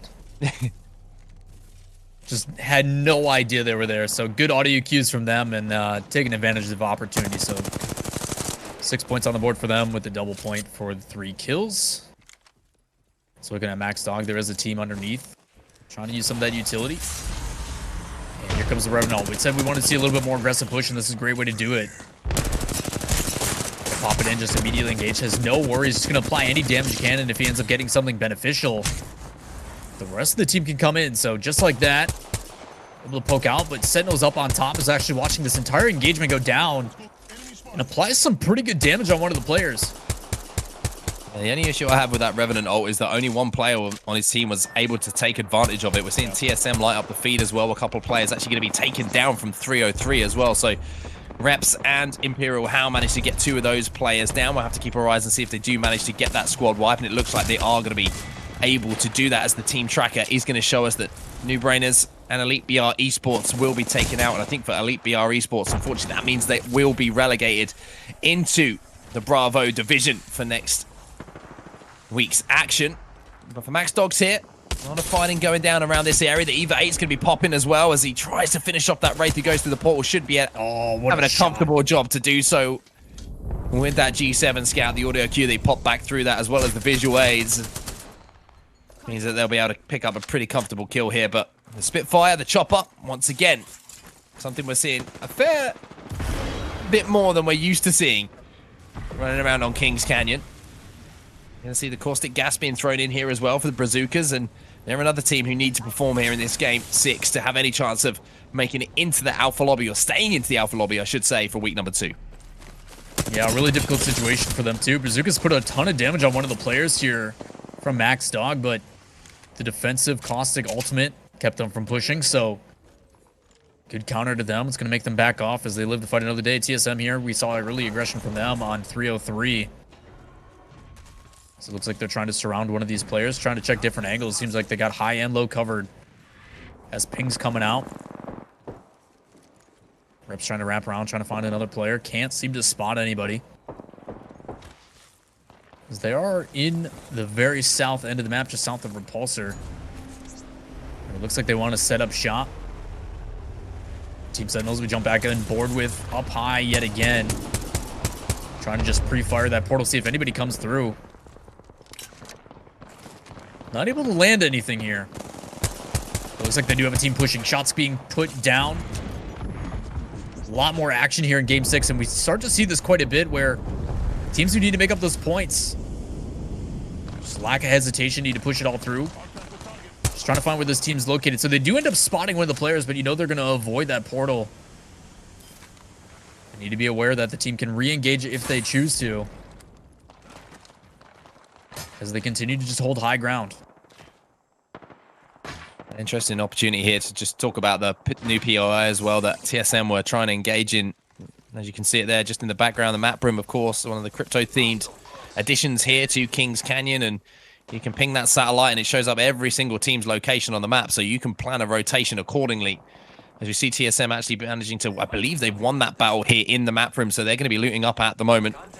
You see all the teams now inside that second circle, bar 3. I believe there's one over at Water Treatment. You can see teams late rotating over. I think it's 2 teams battling at Salvage in the little compound just outside of that for that rotation in towards that next circle. But 303 Esports, who did actually lose 2 of their players, or had them knocked early, I should say, by TSM, actually still in the game here. So a good job from them to stay in position. And TSM are the team who are above them. And now we see that ping come in. We can see they're using that map room here, which is going to light up those players and give away 303 Esports' its position. Ultimate accelerant here. Great use of utilizing new mechanics, trying to get that information being absolutely king, as they've got this player pinched for Matt's dog. Trying to get him in out of that bubble as they push from both sides. Revenant ultimate as well. Just going to push out and aggress. That early aggression for free. The grenade actually ended up not going in. He ends up almost hitting himself. Trying to find where this player is located. Just can't seem to spot him. Gibraltar ultimate comes on down. It looks like they're going to rotate into a different building. Maxo just holding down this build at the moment, forced to retreat, tried to be aggressive on that, but didn't have the results that they were wanting. Now Solar Fide, one team have always been on the cusp of greatness, but just not managed to find that little bit extra magic that they need to push themselves over the edge. Once again, speaking of edge, they're playing edge circle here. They're trying to get aggressive, and they've got an L-Star in their hands as well, as the player running away is being chased down by that.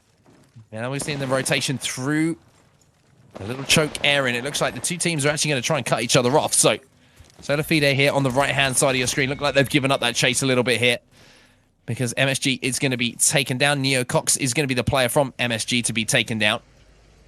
So now they decided to just take their time a little bit. Don't get caught up in trying to chase down this last player who's managed to escape through the caves towards this little compound just to the south of the cage.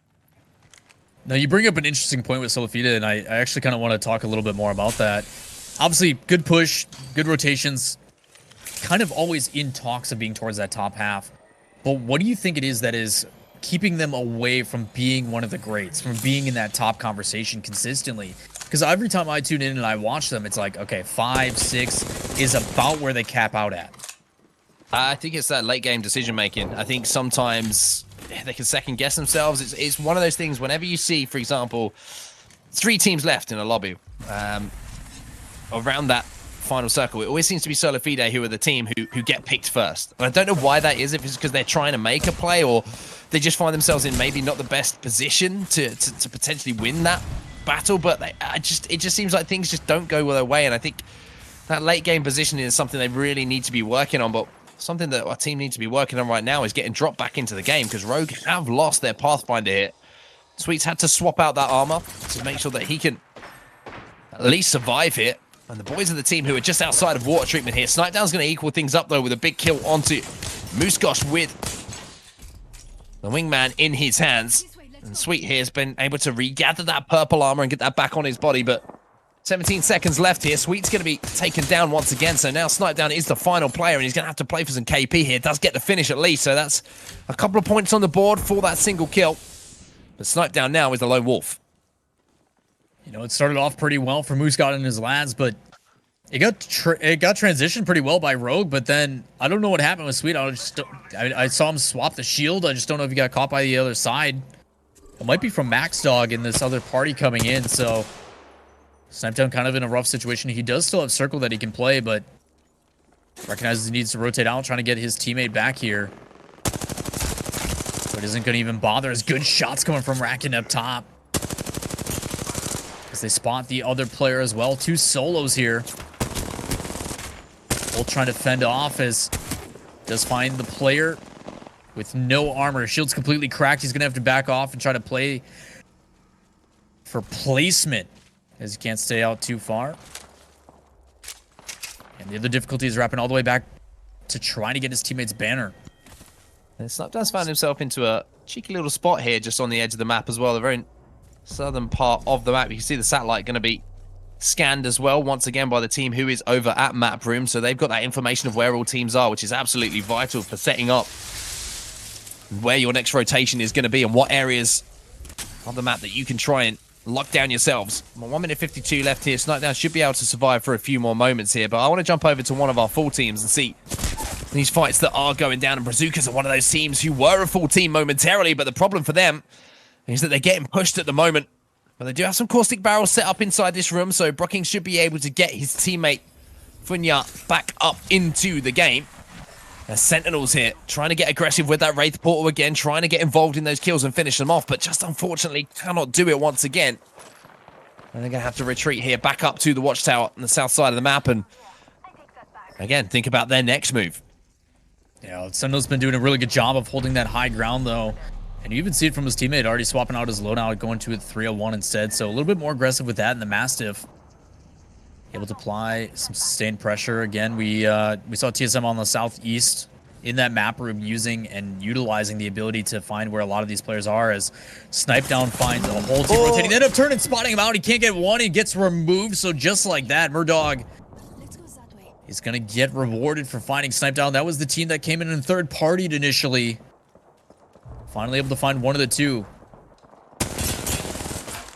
We see on our team tracker there, we're going to be removed from the lobby. And now we're going to see TSM trying to remove another team from the lobby themselves.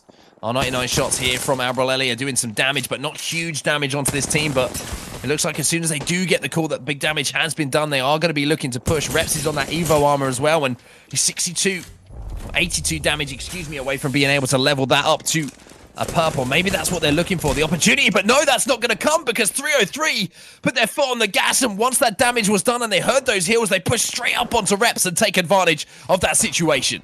That's a fantastic push for 303. They actually are getting Reps, but Imperial Hell now here. You've been seeing him being absolutely lethal these past couple of weeks with the Arc Star. Not able to land anyone there. Reloads his R99, trying to peek, see if he can find somebody. There is a Wraith On the back end, shifting away. Looks like they're going to use that to see if they can change elevation. They do have high ground here. As the anime girls, ooh. You can hear the shots coming out. Ronnie able to pick up a kill for himself. The shots coming out, and you hear the wingman from Abralelli. Push from the other side. TSM doing a fantastic job of being in that two-person situation and covering both angles so they don't get pushed and overwhelmed. Just trying to sustain this fight until they can find an opportunity. Utilizing the high ground. 303 still with a full team, just waiting for a pick, waiting for that aggression. It worked off once. Can they do it again? Both these teams are over at map room at the moment. They're in pretty good position for that next circle. You got to look at the top left-hand side of your screen. They don't have to move too far. They can play that little compound outside. The question is, who is going to win that battle for the south side of the map here? It is going to be between TSM, who are down to 2 players, and 303 Esports. Sentinels, though, coming under damage themselves. They're going to be forced to move in around a minute and a half time, as Sanox is going to have to retreat and pop that Phoenix kit as MVP of the team who are up on top of this tower. Look at this power position they have. Center zone. They have the height over every single team that is around them. And the question is there other Pathfinder teams who are going to be able to challenge that height? As we roll on towards zone number 4. Starting to close, but you can see the teams that are left in the lobby. 11 squads remaining, so plenty of space still to play with. The difficulty here is the elevation. You can see it. MVP are trying their best to control so much of this elevation. They've got caustic barrels up on both of these towers, so they've got this whole of this southern side wall, or northern side wall, for where this circle will be pulling, pretty much under their control. Fantastic idea as well, kind of spreading it out to want all the eggs in one basket. So able to cover a little bit more and get different angles as well by going across to that other side. Plus, if the zone shifts, they have the ability to rotate the other way. But that tree. But that's you know, of course it's Shiny Muffins. Who else would it be, man? Yeah, you know, you gotta play for placement sometimes. Big chillin'. No. And there's a wraith in that tree. But if it works for you, hey, it works for you. Hey, man, you got to get those points somehow to secure your points. I mean, Shiny Muffin's right in 13, so trying to stay on to that bottom 5. Speaking of teams that have already been eliminated, some big names here already, like NRG and Rogue. So top spot up for grabs. Superior also, who is 4th right now, ended up getting dropped already. So might see some teams pop up. Big chance for Solifide to secure a little bit more. 303 in 3rd place, currently still in. TSM currently in 1st, still in. Let's go this way. TSM still very much still in this game, even though they did lose reps a little bit earlier on in this game. 303 Esports are still underneath them at the moment, still inside that circle. This is going to be the big moment for them as round number 4 has now closed. We're down to our final 9 squads. Where is that pool going to be? And that's big for not only 303 Esports, who are sat up here, but for TSM as well, because they're only just a few feet away from where that circle is going to be moving. All those teams who are north of where that circle is right now are going to have to move down. They're going to have to fight. And that means that TSM could just take their time and just wait for those teams to engage. And that just means they're going to be able to get easy placement points here should they play this one well. So big news there for 303 Esports and TSM of where that circle has pulled. We're looking at MVP as well, which had such good high ground, is going to have to move out of this as well. The nice thing is they can kind of recognize where all these other teams are rotating. Might be something this way. Apply some pressure, so not a lot of return fire here for MVP, who's got plenty of time up top. Plus, have the ability to recognize where some of these teams are rotating. Need to be careful, though, if they wait too long to rotate as TSM. Trying to find something to do. See those shots up top, see what they do. And Solifide waiting in wing as well. A lot of teams on top of each other. Pressure trying to be applied as they go underneath. They're going to wrap back the other way. 2 teams over there and 1 up above as well. Not sure if MVP is going to recognize Solifide to the right. They do see the trail.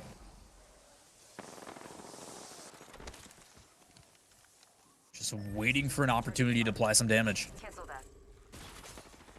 scouting ahead here for Vaxlon, just trying to pick off, as you see those portals going out. Anyone who's going to be trying to rotate, he's going to be able to do some damage. And unfortunately for him, just missing a few shots. It's a little 36 there to drop the armor just for a moment, but 23 seconds until so many of these teams are going to be forced to make their move. And it looks like MVP have kind of given up that high ground that was behind them. They're going to play this one. The Thermites are coming in from below as well. They managed to get the crack, but they can't get the finish. And you can see what their plan is. The zip line is in front of them, and that is what they are going to take. And they're going to have Vaxlon potentially throw that caustic gas down if they need to as well. Dropping into the bubble. Can he get the gas off? Yes, he can. He drops it straight inside the bubble as well. Big damage coming in here from the caustic player. But unfortunately for him, the Eva shots aren't hitting as hard as maybe he wanted to. So Lafide would be taken down here as Vaxlon actually comes out on top and gets the armor swap to stay alive.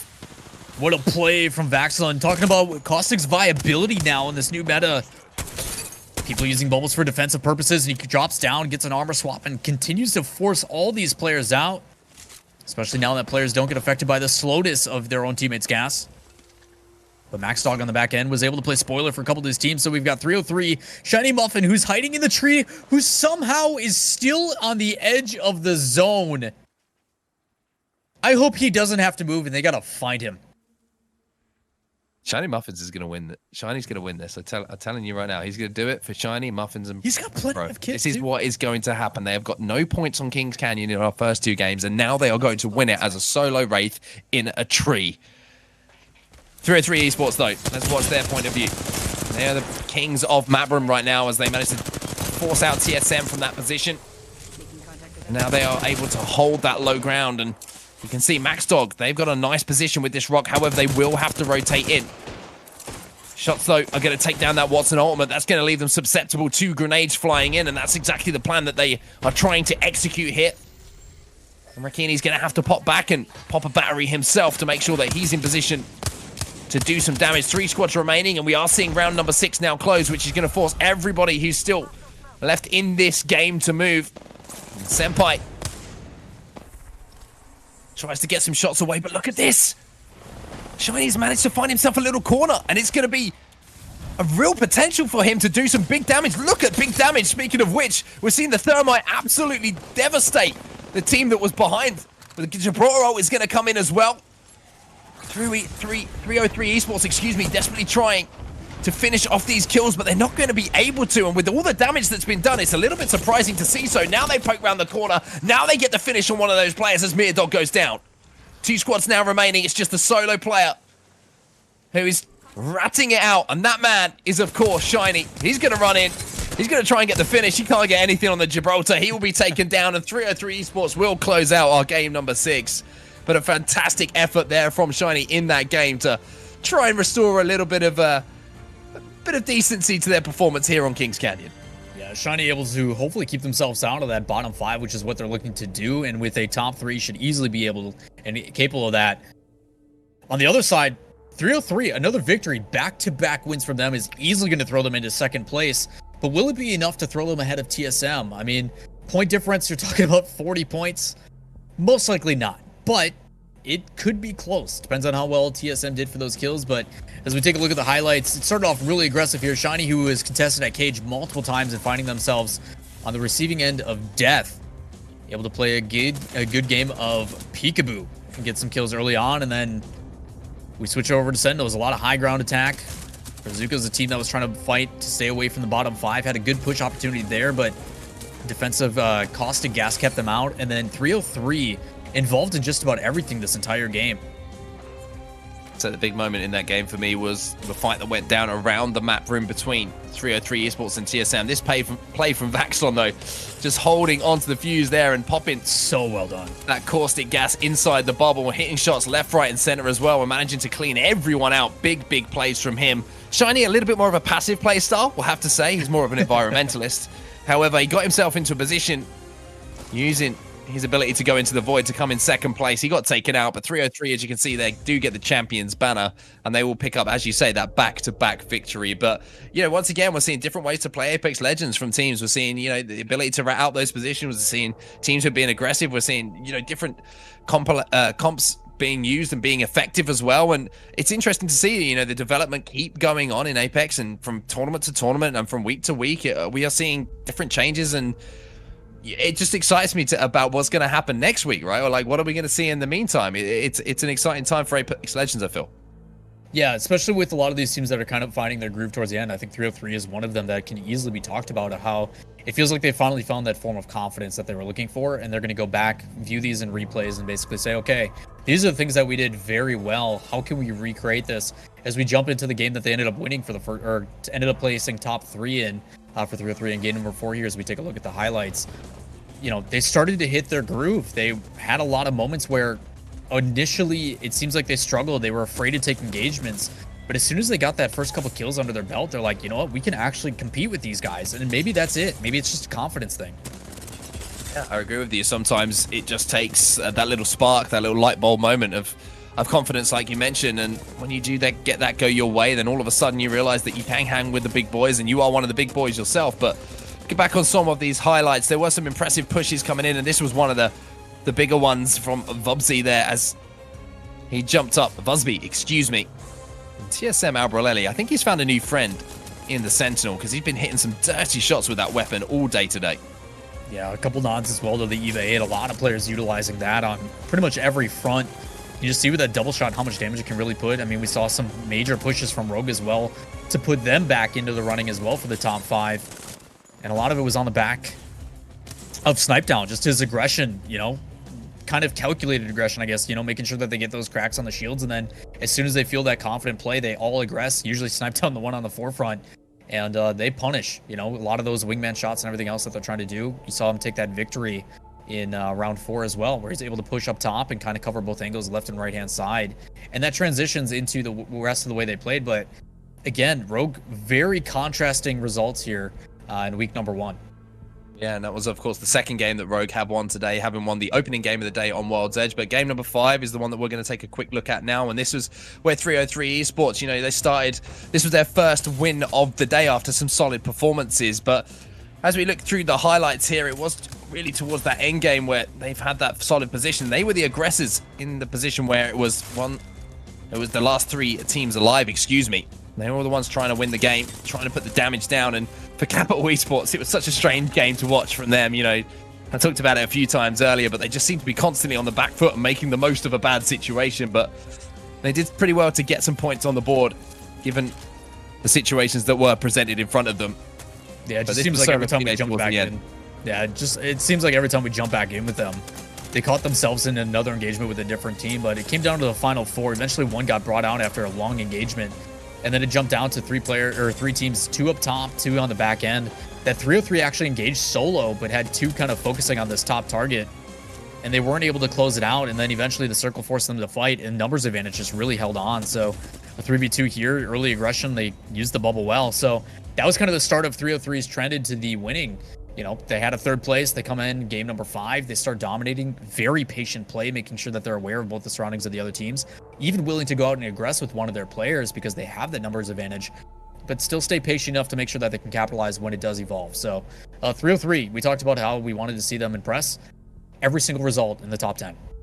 And there you go, Lola. You called it early on, and they backed you up. They heard what you said, and they were like, I got lucky. I got lucky. Right. I know. They got to prove you right. So let's take a look back on the highlights of game number 6, our final game of the day as well, from Kings Canyon here. And it was 303 again, like you mentioned. They went back to back here, 2 wins in a row from them. But this was disgusting. This push here from Shiny Muffins and Protectful, just absolutely dominating the team up in the little tower just overlooking the cage area. And yeah, it was one that I think the team who were on the receiving end of that will never want to see again.